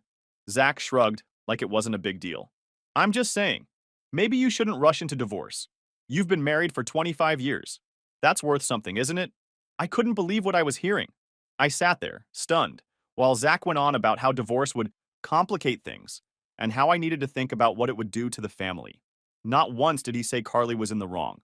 Not once did he say he understood where I was coming from. By the time I left the diner, it was clear Zach wasn't on my side. I thought Emily might be different, but I was wrong about that too. When I told Emily, her reaction was even colder. We met at a park near her apartment, and I walked her through what happened. She didn't even blink. "Okay," she said when I finished. "So what are you going to do?" "I've already filed for divorce," I said. She crossed her arms and frowned. "Isn't that a little drastic? I mean, Mom made a mistake, sure, but are you seriously just giving up on your marriage?" "She didn't make a mistake, Emily. She made a choice," I said, trying not to sound as frustrated as I felt. "A mistake is forgetting an anniversary or saying something hurtful in a fight. This is something else entirely." Emily shook her head. "You don't get it. Mom gave up everything for us. Her career, her independence. She put it all on hold to raise me and Zach while you worked. Don't you think maybe that took a toll on her? Maybe she just needed..." "To cheat on me?" I interrupted. Why does everyone keep acting like this is my fault? Nobody's saying it's your fault, Emily shot back. I'm just saying it's not black and white. People aren't perfect, Dad. Mom made a mistake, but that doesn't mean you should throw away 25 years of marriage. It was like talking to a wall. No matter what I said, Emily kept coming back to how much Carly had sacrificed for the family, and how I needed to think about the bigger picture. When I told her it wasn't up for debate, she got defensive. Well, if you're set on this, don't expect me to take sides, she said. I'm not asking you to take sides, I said, though I was starting to realize that was exactly what she'd already done. By the end of the conversation, I was exhausted. Zach and Emily weren't just unsupportive, they were outright dismissive of everything I'd been through. It felt like they were more concerned about Carly's feelings than mine, like her betrayal was somehow justified because she'd been lonely or sacrificed too much. And the worst thing is that Carly didn't even care. Over the next few weeks, things got even worse. Zach and Emily started pulling away. They'd always been good about calling or texting every now and then, but now I was lucky to hear from them once a month. When I tried to check in, the conversations were short and awkward. I could tell they were spending more time with Carly and Rick. I'd see pictures on Facebook, family dinners, birthday parties, holidays, and I wasn't in any of them. They didn't outright cut me off, but the message was clear. I wasn't part of their inner circle anymore. The final blow hit me a few months after the divorce was finalized. Emily called me out of nowhere to share some news. She'd gotten engaged. For a brief moment, I felt like I was part of her life again. My little girl was getting married, and she actually thought to call me. I congratulated her, my voice cracking a little as I told her how happy I was for her. But when I asked about the wedding, there was a pause on the line, and in that split second, I knew something was wrong. Well, Mom and Rick will be there, and Rick will be walking me down the aisle, she said quietly. Like that explained everything. I frowned, confused. So? So it'd be awkward if you came? She said, her voice barely above a whisper. I froze. Awkward? Awkward for who? I wanted to scream.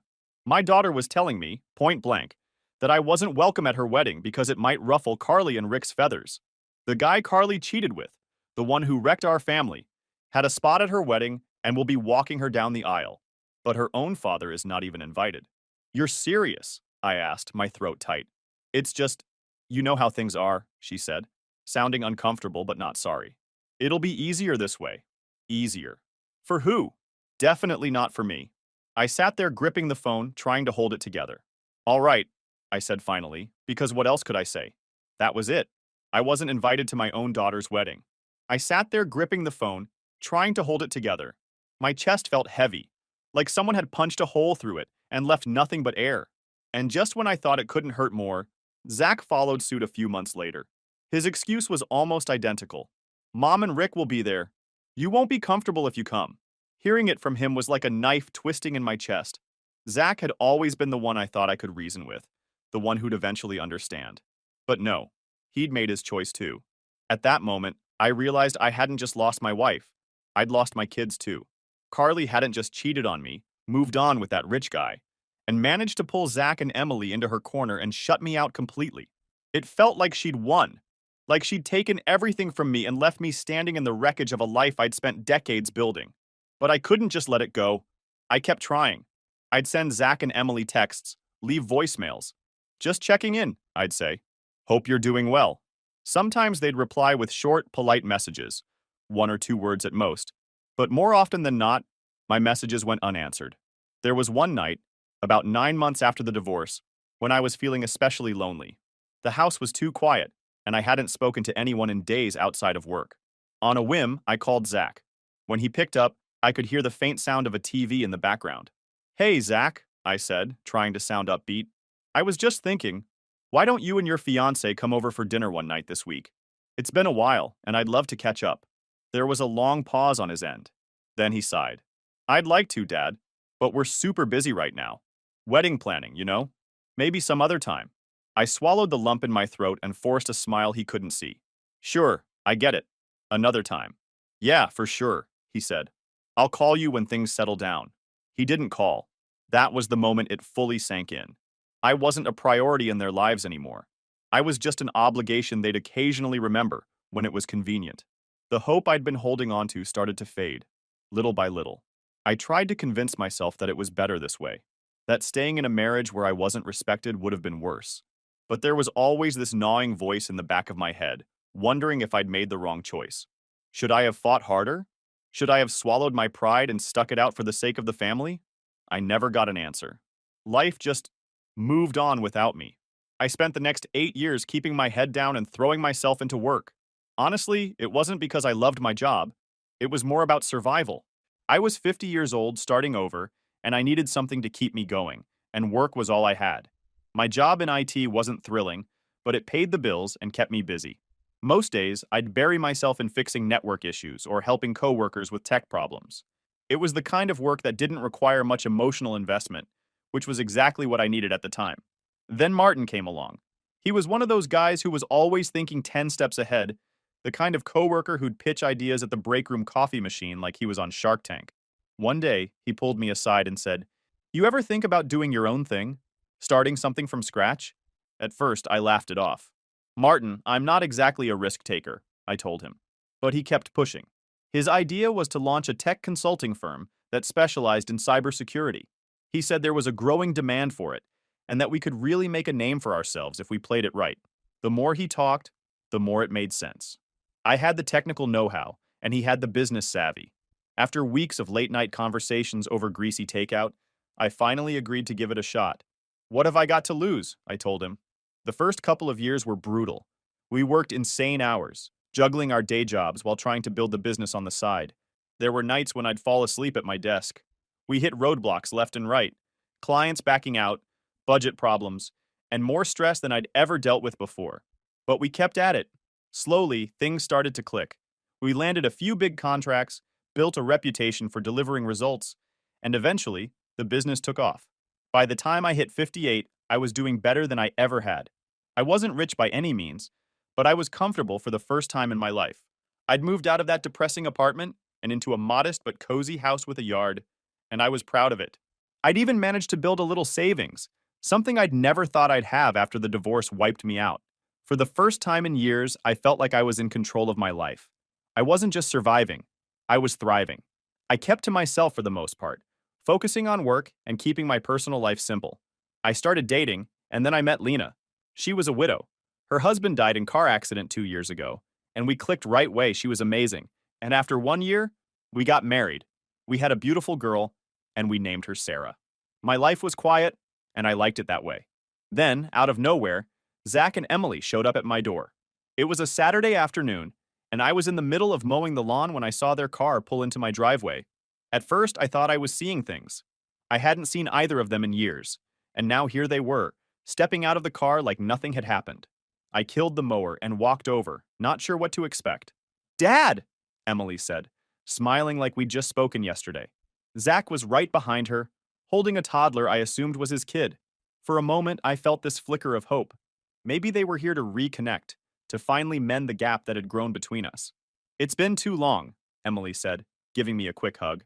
"Yeah, it has," I replied, still trying to process what was happening.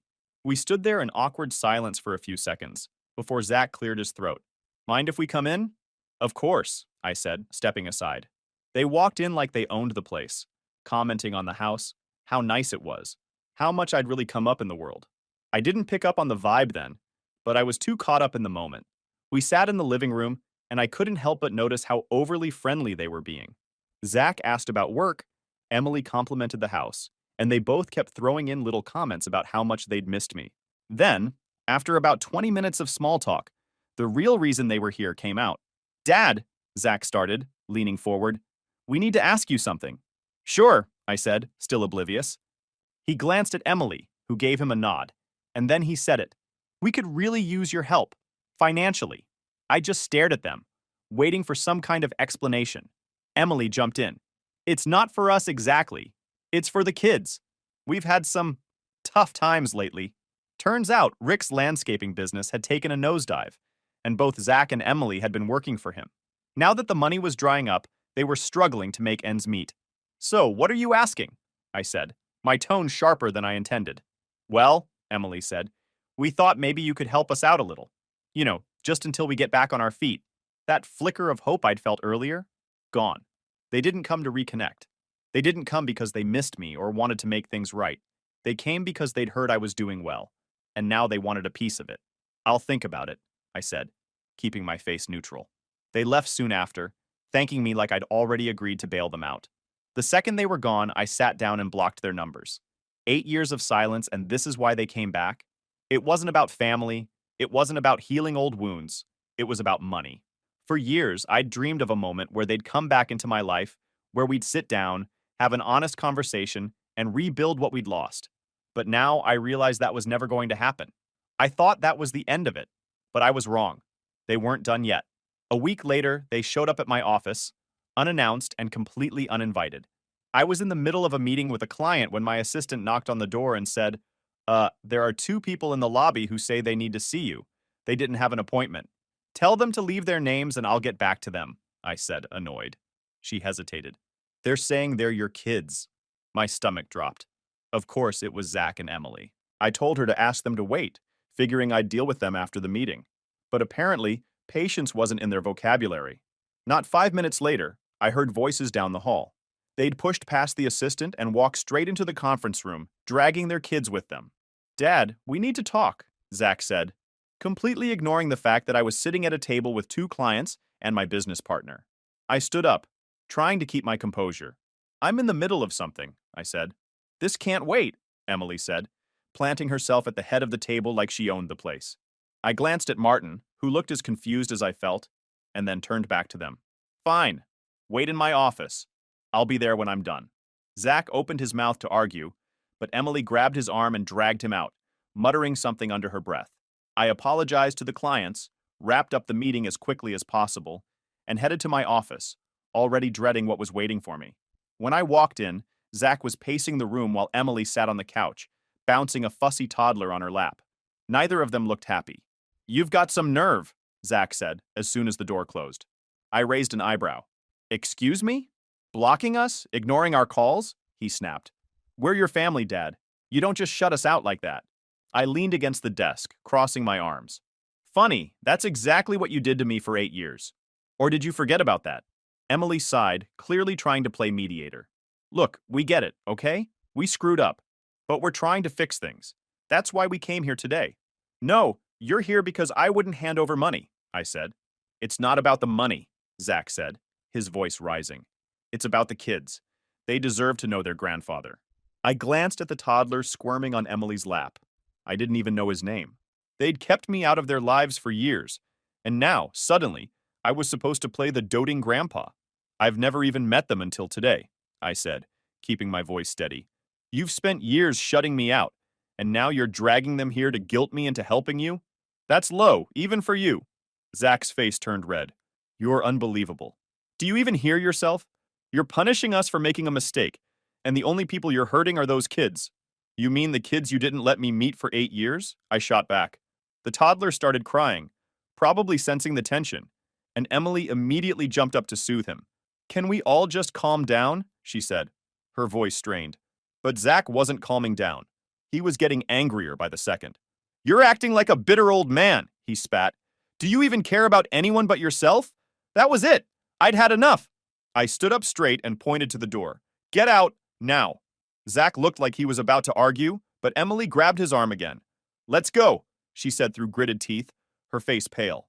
They left, but not before Zach turned back and hissed, You're going to regret this. When you're old and alone, don't come crying to us. The door slammed behind them, and I just stood there, shaking with anger. I'd been holding on to some small hope that maybe, deep down, they still cared about me. But now I realized the truth. They didn't care about fixing our relationship. They cared about what I could do for them. I spent the rest of the day trying to focus on work, but my mind kept replaying the scene in my office. The audacity of them barging in like that, acting like I owed them something, it was almost laughable. A few days later, they took it a step further. This time, it was an email. The subject line was, Let's start fresh. I opened it, more out of curiosity than anything else. It was a long, overly wordy apology.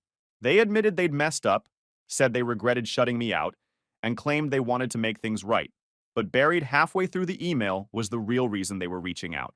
We've been working on a new business idea, it said. It would mean the world to us if you could invest in it. We're not asking for a handout, just a little help to get started. I didn't even finish reading.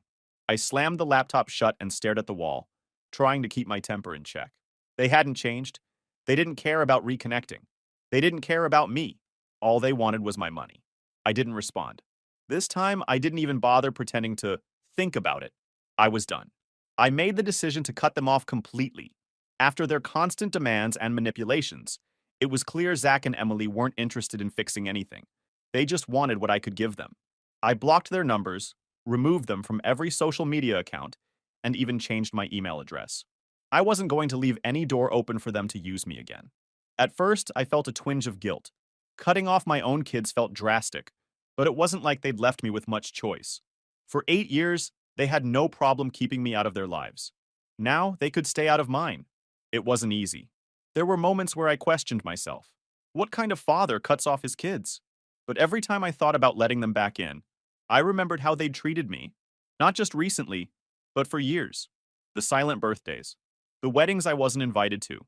The way they only came around when they needed something. They didn't want a father. They wanted a resource. So I moved forward. I threw myself into work, took up new hobbies, and even started traveling a little. I made peace with the fact that my family wasn't coming back. It was freeing in a way to stop waiting for something that was never going to happen.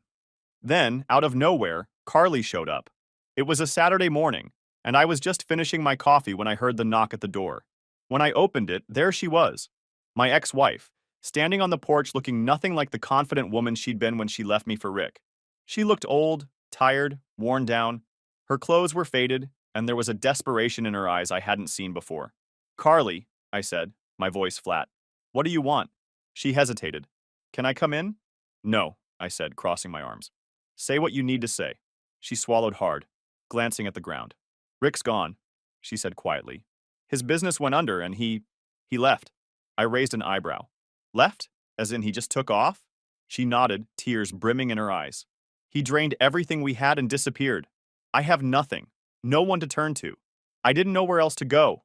I leaned against the doorframe, trying to process what she was saying. The man she left me for, the man who was supposed to give her the better life she'd always wanted, had bankrupted her and walked away. "What exactly are you hoping to get from me?" I asked, keeping my tone neutral. "I don't know," she admitted, her voice cracking. I wanted to say I'm sorry. For everything. I was selfish and stupid. And I see that now. I threw away the best thing I ever had for someone who didn't care about me. Her words hung in the air, but they didn't hit me the way they might have years ago. I didn't feel angry or vindicated. I just felt nothing. "I appreciate the apology," I said finally, "but it doesn't change anything. You made your choice, Carly. You walked away, and now you're dealing with the consequences. That's not my problem anymore." Tears streamed down her face, but I didn't waver. I'd spent too many years letting people walk all over me, and I wasn't about to let her back in just because she was desperate. "I don't expect you to forgive me," she said, her voice barely above a whisper. I needed to tell you. I needed you to know how sorry I am." I nodded once, stepping back into the house. "I hope you figure things out, Carly, but this is where we leave it." And with that, I closed the door. After she left, I sat down in my quiet house, feeling a strange mix of emotions. It wasn't satisfaction or triumph. It was closure. For the first time, I felt like I could finally let go of everything. The marriage, the betrayal, the pain, it was all behind me now. I've spent the past few months focusing on myself, my wife and my little daughter, my work, my hobbies, my peace. I don't look back anymore. Cutting ties with Zach and Emily wasn't easy, but it was the right choice for me. As for Carly, her apology didn't change the past, but it gave me the final push I needed to move forward. I've made peace with the fact that my life doesn't look the way I thought it would, but it's mine, and I'm finally at a place where that's enough.